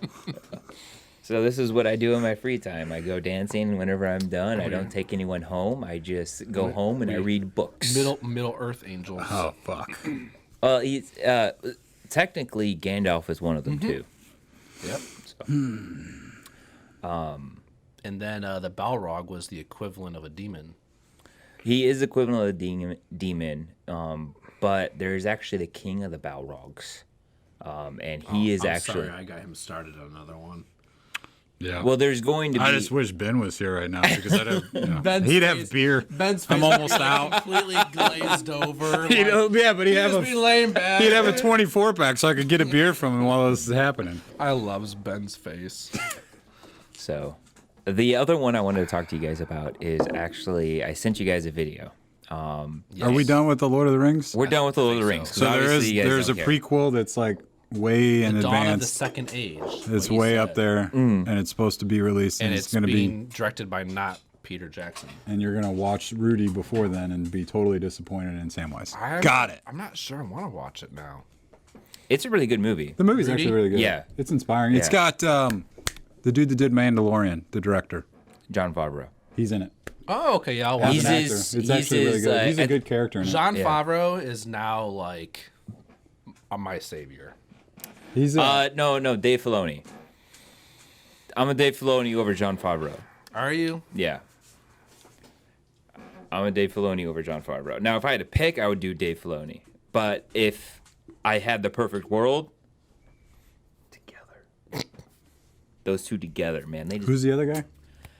Dave Filoni and John Favreau. No, Yeah. who's the first guy? George Dave Filoni, Lucas? Yeah, who is he? a director, What did he direct? The Mandalorian, Oh, they both did it. and he's done Clone Wars, Clone Wars. That's a cartoon. Rebels. He's done a lot in the Star Wars. He was the protege and apprentice to George Lucas. Right. And he was with George Lucas all the way up until George Lucas sold it. And then when George Lucas sold Star Wars, Dave Filoni. He saved it from Disney. Is he Jar Jar Binks? No, he's not Jar Jar Binks. Okay, good. Dude, I feel But bad he's for the- that act. Have you seen that actor Jar Jar Binks? I forget his name, Yeah. but like he almost committed suicide. Yeah. No comment. So, Like they actually made a documentary about him that was super interesting. I can't find. You know what? I can't find the original 3 Star Wars without it being totally fucked up. You mean like the original director's cut? Yeah. Like I can't find that. Everybody send a I still link. have it on Put it in the VHS. comments. well, the original doesn't exist anymore. No, make it exist. Well, it Unfuck it. It does not, because when George Lucas signed the contract with Fox in order to do Star Wars, there was a clause in it that there would be 3 copies of the original. One hold on. copy. Elon, free speech, Elon. and original Star Star Wars. Wars That's trilogy. all that's allowed on Starlink. Yeah. Seriously, Original Star bring Wars. it back to where it should be. Yeah, so there's that. Like, there. It's fucked. I gotcha. yeah. Okay. But Fox didn't produce the 3 copies. They only made 1 copy, and it got lost in a fire. They didn't do the other 2. So when George Lucas wanted to fire. release it, when George Lucas wanted to release it on DVD, and they started looking all around for it, they had to get like pieces of an original from Portugal. They had to get pieces of an original from LA. They had to get pieces of an original from Norway. And they were searching all over the world. So that's why like there's some hard cuts, or there's scenes that have been re-edited to make it look a different way, or you could tell like, you know, the characters that are in there are different. That's also why the original Jabba the Hutt was a guy that was in a fur coat, and now it's actually the big slug that you see. Warwick Davis. Warwick Davis, which was, he didn't come in until, Return. yep. But he was, no, not Ipswich. He was, anyways, yeah, but I'll remember it later, and I'll scream it at the top of my lungs when I'm at my house. But Star Wars, He won't be watching porn whenever. I was gonna say, well, is this why you're watching porn and surrounded by the ladies? this is like whenever me and in my house and I'm by myself. Gotcha. Yeah. Me No, time. he's got Magnus. I have Magnus and I have a cat, and my cat loves cuddling. So, something that is currently happening a lot is everyone's talking about canceling and destroying Cancel culture. the new 3 Star Wars movies. So, Force Awakens, Last Jedi, and Rise of Skywalker. Now, those guys that are, you know, big into Star Wars know that that is a sensitive topic because they're not good Star Wars movies. The first one was a J.J. Abrams Star Wars movie. It was not a Star Wars movie. It was J.J. Abrams with his little hand stamp on it. I want to disagree with you right off the bat. Okay. I think they were good as standalones. What's the one where the black guy? James Earl Jones? No. He's got the jacked up eye. He had the breathing thing. That's Rogue One. Okay, that's not Forrest part of these Whitaker. 3. No. That is part of the series, but that is a standalone movie that happens between Revenge of the Sith and A New Hope. And whenever it ends, it's 5 seconds later, A New Hope starts. I was gonna say that's the one where Darth Vader just like whoops ass. Yeah, he does. Okay, so that one I like. That one's Rogue One. That's not part of this. That's not It is- part of, it's not not part of the Skywalker saga. Of the three that you just talked about. Yeah, it's not part of Okay. that. So Is one of them got like toads in it? Like weird little frog toad people? you're talking about the Endor, the Not Ewoks. not the Ewoks. No. There's like little frog toad people, like where he has his church or some shit. What kind of fucking movies are you watching? Are you talking about Fern Gully? No, it's got like Mark Hamill in it. Okay. Mark Hamill's done a lot. Yeah. And he's like, there's like these little stone hut things, and there's like these little frog-looking people. you're talking about the Porgs. Yeah, you're talking about the last. Oh, The Last Jedi. You the fuck. Last Jedi. Those are Is this those part of the people. three you're talking Yeah. about? Yeah, that Yeah, sucked. all right. Okay. Fucking yeah. frog people. What the Well, fuck? that's The Last Jedi. That's the one that everyone talks about. Fucking That's books Not and the shit. the worst. Not the Porgs. The caretakers of the island. Yeah. Okay. I know what he's talking about. Yeah. No shit. He threw me off with toad people. I know. Are they yeah. not toad people? I don't know what the race Pull a is. picture up Yeah. so everybody knows that I'm not a fucking idiot Fair enough. about some fucking I toad never people. said you were an idiot. God damn it. All right. So while you pull up the picture, I'm going to finish my comment. Okay. I think the sequel trilogy were great, were good films that reinvigorated the Star Wars franchise. But I think true Star Wars fans, people that, really deep dive into Frog fucking people. they're just called caretakers. They're frog They don't fucking actually people. have a species Yeah. name. I think true Star Wars fans who actually read into canon and legend did not like the sequel trilogy because there wasn't a whole lot of character development. The change of directors really fucked things over. Yeah, it did. I still think single-handedly Rian Johnson ruined the entire trilogy. 100%. He made a good standalone movie. Yeah, absolutely. If it was just a sci-fi epic, I would have been like, "That's a good movie." Yeah. I like that. I think James Abrams started off well, even though it was pretty much a reimagining of A New Hope. Mm-hmm. But it was a good start. Move that way just a little bit. There you go. No, you're good to go. It was a good start. I think if they had kept the same director for all three, it could have been a lot better. But since they brought in Rian Johnson had his own ideas of where the trilogy would go. And then obviously he left after, I don't know if he was fired or if he got so much, I don't know what happened, but why did Rian Johnson not direct the third? It was not good. Huh? It was not good. Like, honestly, if I was an executive for They Disney, brought I James would. Abrams back in for the third film, right? Yeah. And, the point is Rian Johnson completely steered the direction away from the way James Abrams was going. And James Abrams was left with the impossible task of having to recover that. And it was tough. And it unfortunately just didn't work out. So I think like people like you and I who are hardcore Star Wars fans, watched the Clone Wars, watched Rebels, read the books, read the comics, know the lore. It just didn't flow well. And obviously there was no character development whatsoever. I mean, the best character development was Kylo Ren and Poe Dameron. Yeah. And then let's talk about the elephant in the room. Talk about Fenn. Is that the chick? That's the John Boyega. The stormtrooper that turned rebel in the very beginning of Force Awakens. I'm sure he's gonna pull up a picture.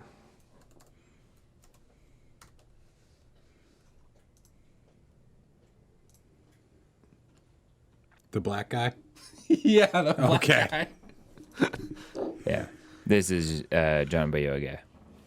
He went from being a ex-stormtrooper to leading the siege on the... No, wait. Start before that. He went to becoming a sanitation expert. Okay, yep. sanitation expert to somehow stormtrooper. Well, I mean, they were losing so many stormtroopers in all those movies. Whoever they could get, didn't matter. Yeah. So It's like the Russian front. like John's character was a complete. It would have been a great character if they would have fleshed his storyline out. He was more of a bitch than Samwise. That's a bitch. Yeah, I mean he had a great beginning. Where if they just stuck with the fact that he was a stormtrooper that then created a conscience and then was unable to deal with the murders that he was being told to do. Aren't all stormtroopers supposed to be clones? No, they the changed originals were.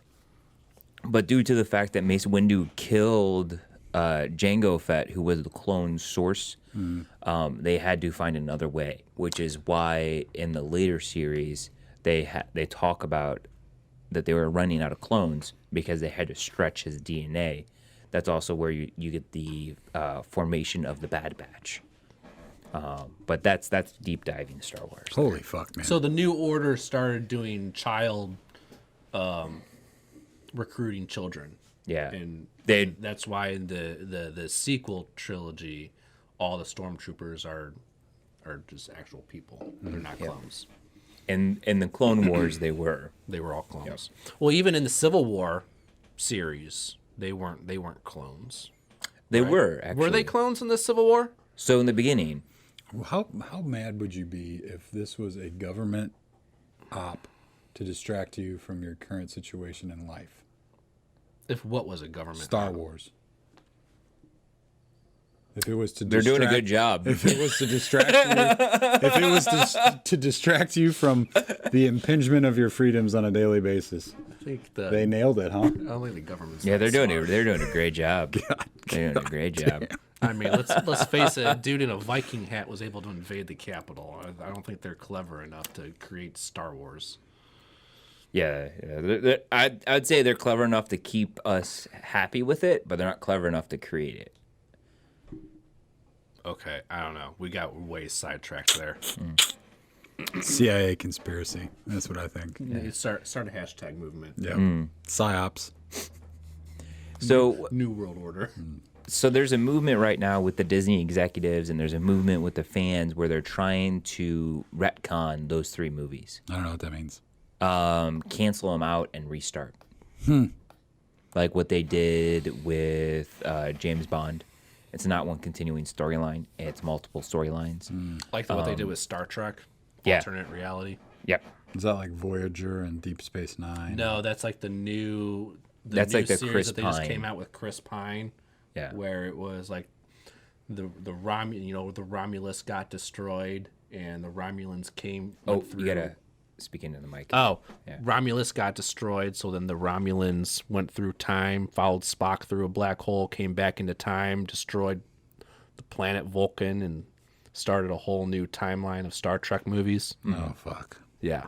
Yeah. So like, Is the Borg there? As long as the Borg's there, I'm cool. with it. so the Borg has not been introduced. They haven't been introduced. Are they making another Star Trek movie? I with don't Chris know. Pine? But that Star Trek Beyond was actually really good. It was good, but I Stan and don't- Pegg did a good job on that. I don't think they're making another one, though. Oh man, that's a shame. It is a shame, because they were actually pretty good. Anyway, back to Star Wars. So they're talking about retconning it and doing a whole restart. And there is a movement right now in the Star Wars fandom and outside of the fandom that they actually have been designing this for the past 5 years. If you follow the timeline of when Star Wars Rebels was created and when they introduced time travel in Star Wars Rebels, it was 5 years ago when they were about to finish Last Jedi. The staff there must have known something, that The Last Jedi was a shit show. And it was not a Star Wars film. It was shitty. They didn't know what to do. It's an awfully big gamble, though, to start so early in the trilogy. But that's also why Screwed over. I can't see. You can move I can't the- see the computer monitor, so you can move it this way. I can't see where I am in the frame. There you go. Okay. So they're talking about retconning it, and there's a movement going on. And with that movement, it's also the fact that they've been setting it up for that long. And I think that's also why Dave Filoni and Jon Favreau are in charge, because it's such a big monumental task that the next series of TV shows are all going to be the fact that that's why we have, 8 Star Wars TV shows coming to Disney Plus in the end of 2021 and the beginning of 2022. Is because this is going to be the reboot. This is going to be the soft entry of, hey guys, remember those 3 movies? Well, we're in an alternate reality. Because we have the Book of Boba running in tandem against the Mandalorian in Christmas of 2021, and then in 2022 we're getting this year. Okay, and then in 2022 we're getting the Bad Batch. Yeah. We're getting Acolyte, nine different spin-offs or something like that. Rogue Squadron, Ahsoka. And the Ahsoka series actually looks like the logo of the time, Right. The in-between place. the world between worlds. And the Ahsoka's logo, behind Ahsoka's logo, looks exactly like the world between worlds. So they could actually be talking about, like, this is going to be they're going to start introducing time travel. Yeah. I don't know. This scene. You remember when Last Jedi came out and everyone was talking about how Jar Jar Binks was the new master, was supposedly going to be the Master Sith. Yeah, and it was going to be behind, everything. Mm-hmm. I don't know. I watched the video you sent me. I don't know if this is just made up stuff for fans to feel better, or if this is the actual direction that Disney is going to take it. I don't know if they are going to be willing to come out and say, yeah, guys, sorry, we really fucked up that Rey and Finn trilogy, so we're just going to kind of like say that was an alternate reality and do it over again. Okay. I don't know. I mean, like I said, the video brought up about how, what was it? If, only the Anakin dead Jedis were part of the Force that was talking to Rey, where she became all the Jedi. One of those voices was Ahsoka. Yeah. But it was Ashley Eckstein's version of Ahsoka. So the theory is that Ahsoka died in her fight with Anakin. And Darth Vader. Yeah, okay, Darth Vader. And There's that a difference. What's his name? The kid, Ezra Bridger. Ezra, never pulled her out of that fight and saved her, so that she died. And because she died, she never told Din Djarin to take Grogu to that one planet where Typhon. Okay, Typhon. And because Grogu never went to Typhon never contacted Master Luke. Grogu never contacted. Whatever. Grogu never contacted Master Luke. And because Grogu never contacted Luke, he never came at the end of season 2 of The Mandalorian. And because Luke never had Grogu as a first apprentice, he wasn't able to refine his teaching skills, and that's why he failed with Ben Solo. And that's also why they were able to have all those skin suits for the Palpatine of Snoke. Right.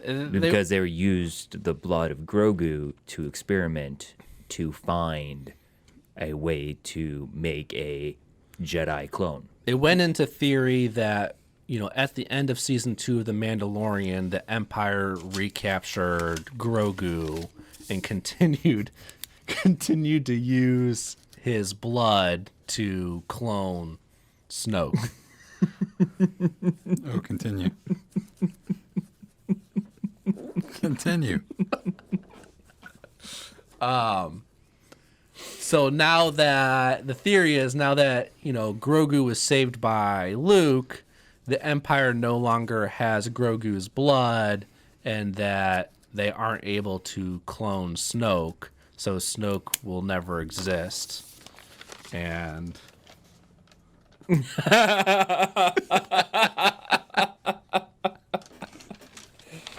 Shout out to Red, White, and Ben. Red, White, and Ben. Yeah. So again, I don't know how much of this is just taking facts of, previous series and creating a theory that we all kind of hope for just because we all hate the sequel trilogy, or if they're actually going to do this. I think not. I don't think Disney is going to ever come out and say, yeah, we fucked up the sequel trilogy, so we're just going to push it aside as an alternate reality and we're going to redo the Skywalker saga.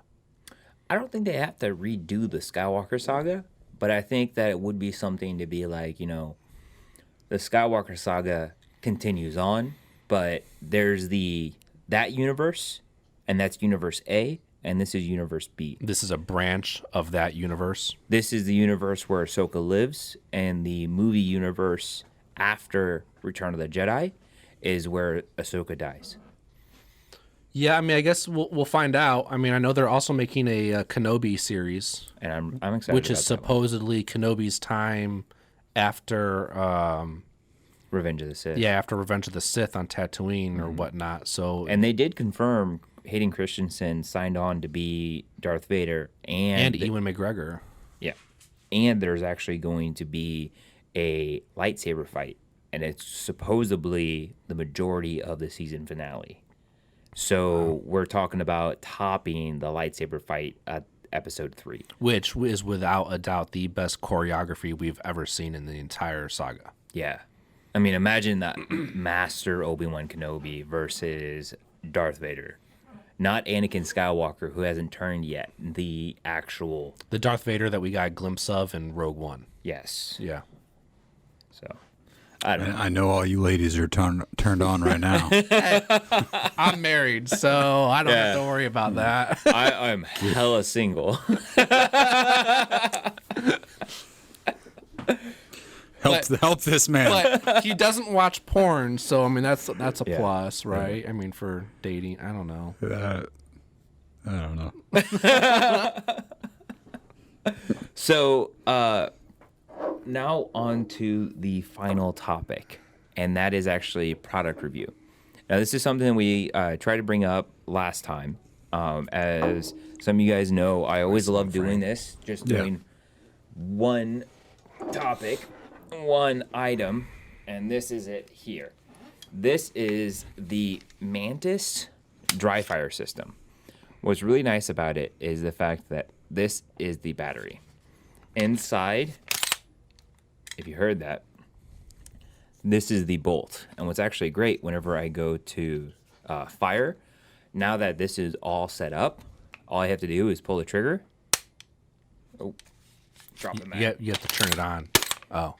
It wasn't seated all the way. So now whenever you pull the trigger, it actually resets the trigger for you. And something that you can't see is the fact that it actually shoots a laser. So you can actually see where you're hitting based on a bore sight. Beams. Got in the them house. beams. So I really like it. I think it's a great addition to training in the give me current the thing. environment. There you go. I fucked the camera up. There. Did oh, you? Oh, yeah, you did. There you go. Okay. I'm not pointing this at you, but Am I just supposed to hold this now for the rest of the fix show? it. No, you just fixed it, dude. So Yeah, on the the back. wall next to you, Would you? There you go. I don't know if they can see that laser on there. Probably not. Not with the flash hider. Oh, no, they do. Do it.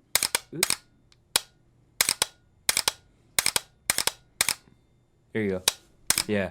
See that black square my finger's hovering over? That sound was getting really annoying. Do you understand what I just sat through? Yeah. I don't think you guys understand. You should have just gave me this the whole fucking time.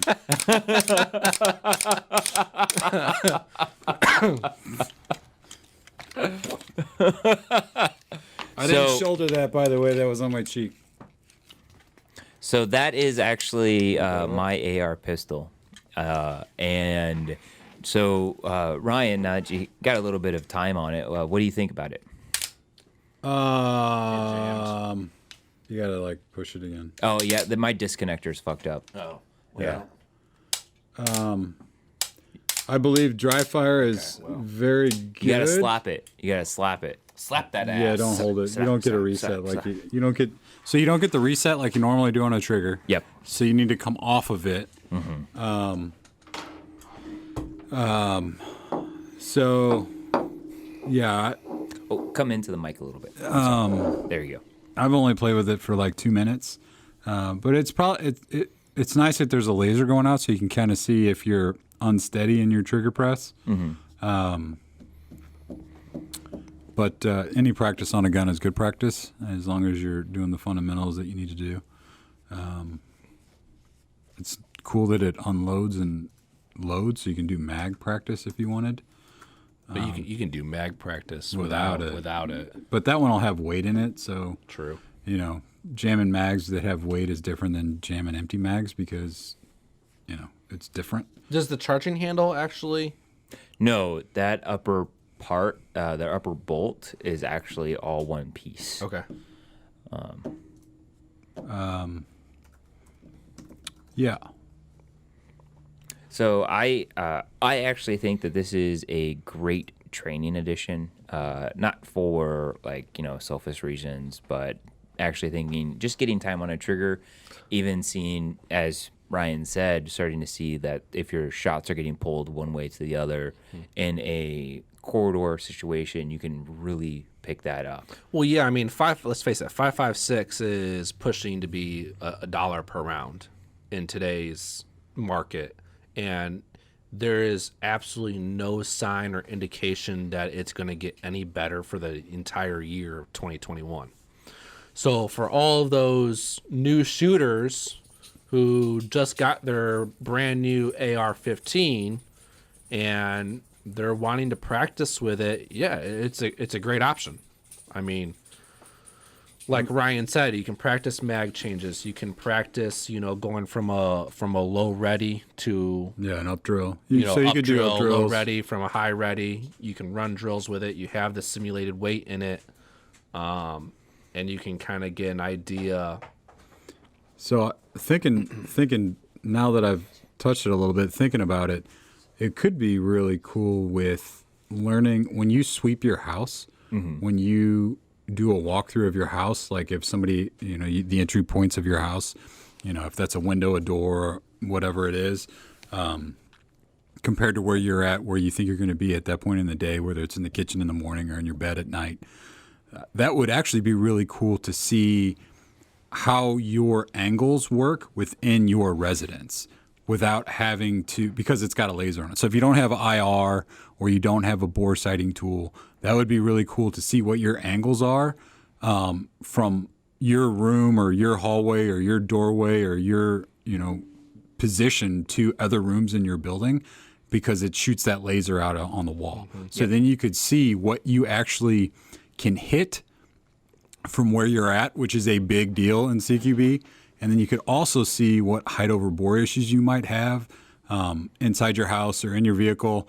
So to actually build a plan for defending your house, so maybe your kid's only, you know, 2.5 feet tall.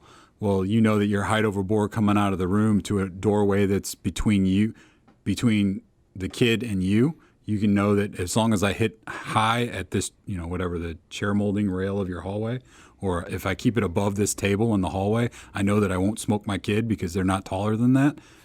That's legit shit that you don't know if you don't have a laser that's showing you what your angles are, because, you know. Yeah, I mean, you can kind of start learning your point of impact too, meaning like, okay, so my reticle is zeroed for your height over bore 25 yards. Now I can start getting an idea at this distance from here to this wall. I can see my point of impact is going to be here on my reticle. Yep. Yeah. So there's some cool there's some cool things you could do with that for sure. And as you guys can see here on our website, we actually do have it on sale, $239. But you can really see that that's what the bulk carrier looks like. The magazine's there. It's actually rechargeable. A lot of really fun things that you can really do with it. That would help a lot with new, like brand new shooters that have never touched a gun. It's like absolutely you go from empty gun to loaded gun, absolutely. Right? You have that little in between step. So empty gun, something kind of in the gun, but it's not dangerous. To all right, now let's go, let's light it up. My only complaint would be to make the charging handle work, so to get full functionality of it, so that way you can also start practicing, manipulation. Yeah, manipulation and like jam drills, stuff like that. If you get double feed or clearing the barrel, etc. Yeah. That'd be my only constructive criticism towards this product. But otherwise, absolutely new shooters or advanced shooters, who can't find ammo right now, and they bought an AR-15 for home defense. Great product to learn about the capabilities of their weapon. Well, sorry, I just hit the mic. Can you hear me? Another thing that people, I see. And it's not just for 223 or 556. You can also run it in any AR-15. So if you got a 458 SOCOM or 300 Blackout. Yeah. So the other thing that people aren't aware of is, like, typically I don't know if this is in the shot. This is in the shot, but typically A little louder. Your zero is designed for a perfectly up and down gun, right? So when you zero this gun at 25 or 50 or 36 yards or whatever the fuck your zero is, it's designed to be perfectly centered upright. And what this laser can allow you to do is see what your offset is on an angle. So when you're in a really fucked up situation or a really bad position, you might not be able to do a fully shouldered, perfectly straight up and down gun. So you could see what your angle is compared to this way. And it's a big difference, folks. Like, if you haven't done that before, if you haven't to work through a barricade drill or Viking Tactics barricade or anything like that, where you have to go with different angles. God, that shit sucks. Yeah, that shit sucks because you don't have practice with it. But if you had practice with it and you knew what your offset was, depending on your rifle, this will help a lot. I remember the 2-gun competition you and I went to, where first time I was introduced into one of those barricades, and trying to hit a target at 75 yards when your gun is angled like that, it was rough. I mean, that's not even 5 yards away, and that's 3-inch difference. That's not even 2 yards away. Yeah, and that's 3-inch difference from where it is. So that's the little shit you can do. Like, so it can. I've only played with this for literally 4 minutes now. Yeah, like 5 minutes total. And I'm already coming up with shit. So yeah, no, I think it's a great training advantage, and it's also just a great gift. Now we're gonna be getting into Valentine's Day. Hint, plug. I recommend getting flowers and chocolate. Yeah, well, I'm talking for the women to their husbands. Ammo, that too. And lingerie. Is that what you got your girlfriend? Ammo. Yeah, and lingerie. I already did that. That was Christmas. Okay. So, that's actually my final topic. Did you guys lingerie is expensive, man. Yeah. There's no material. Like, if body armor or plate carriers were priced at lingerie prices, like, you couldn't afford it.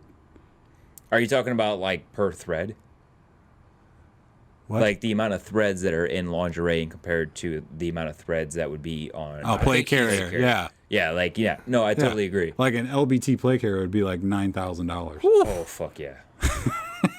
Like, there's like no material to this, but it's $30. Like, what the fuck? Jesus. Mm-hmm. Anyway, sorry. It's okay. So, did you guys have any final topics?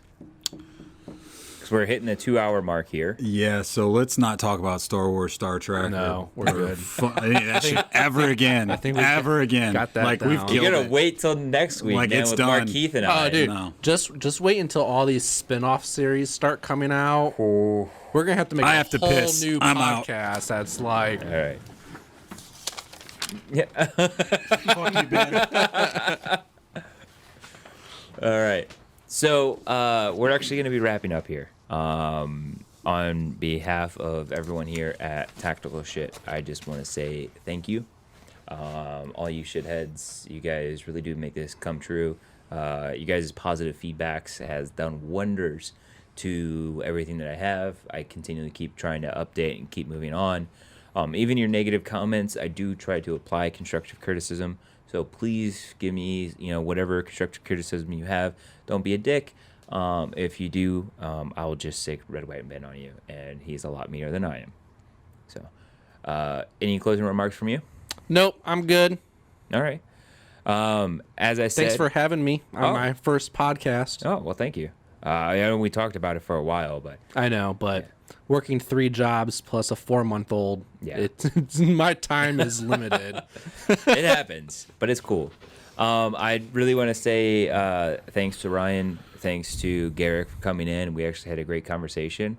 If you guys do want to bring him back to let us know, I'll be happy to try to wiggle some guys in again. And any future topics you want to talk about, please send it in. I'll be more than happy to talk about them too. All right. Well, on behalf of me here at Tactical Shit and to all you shitheads, have a good night. Bye.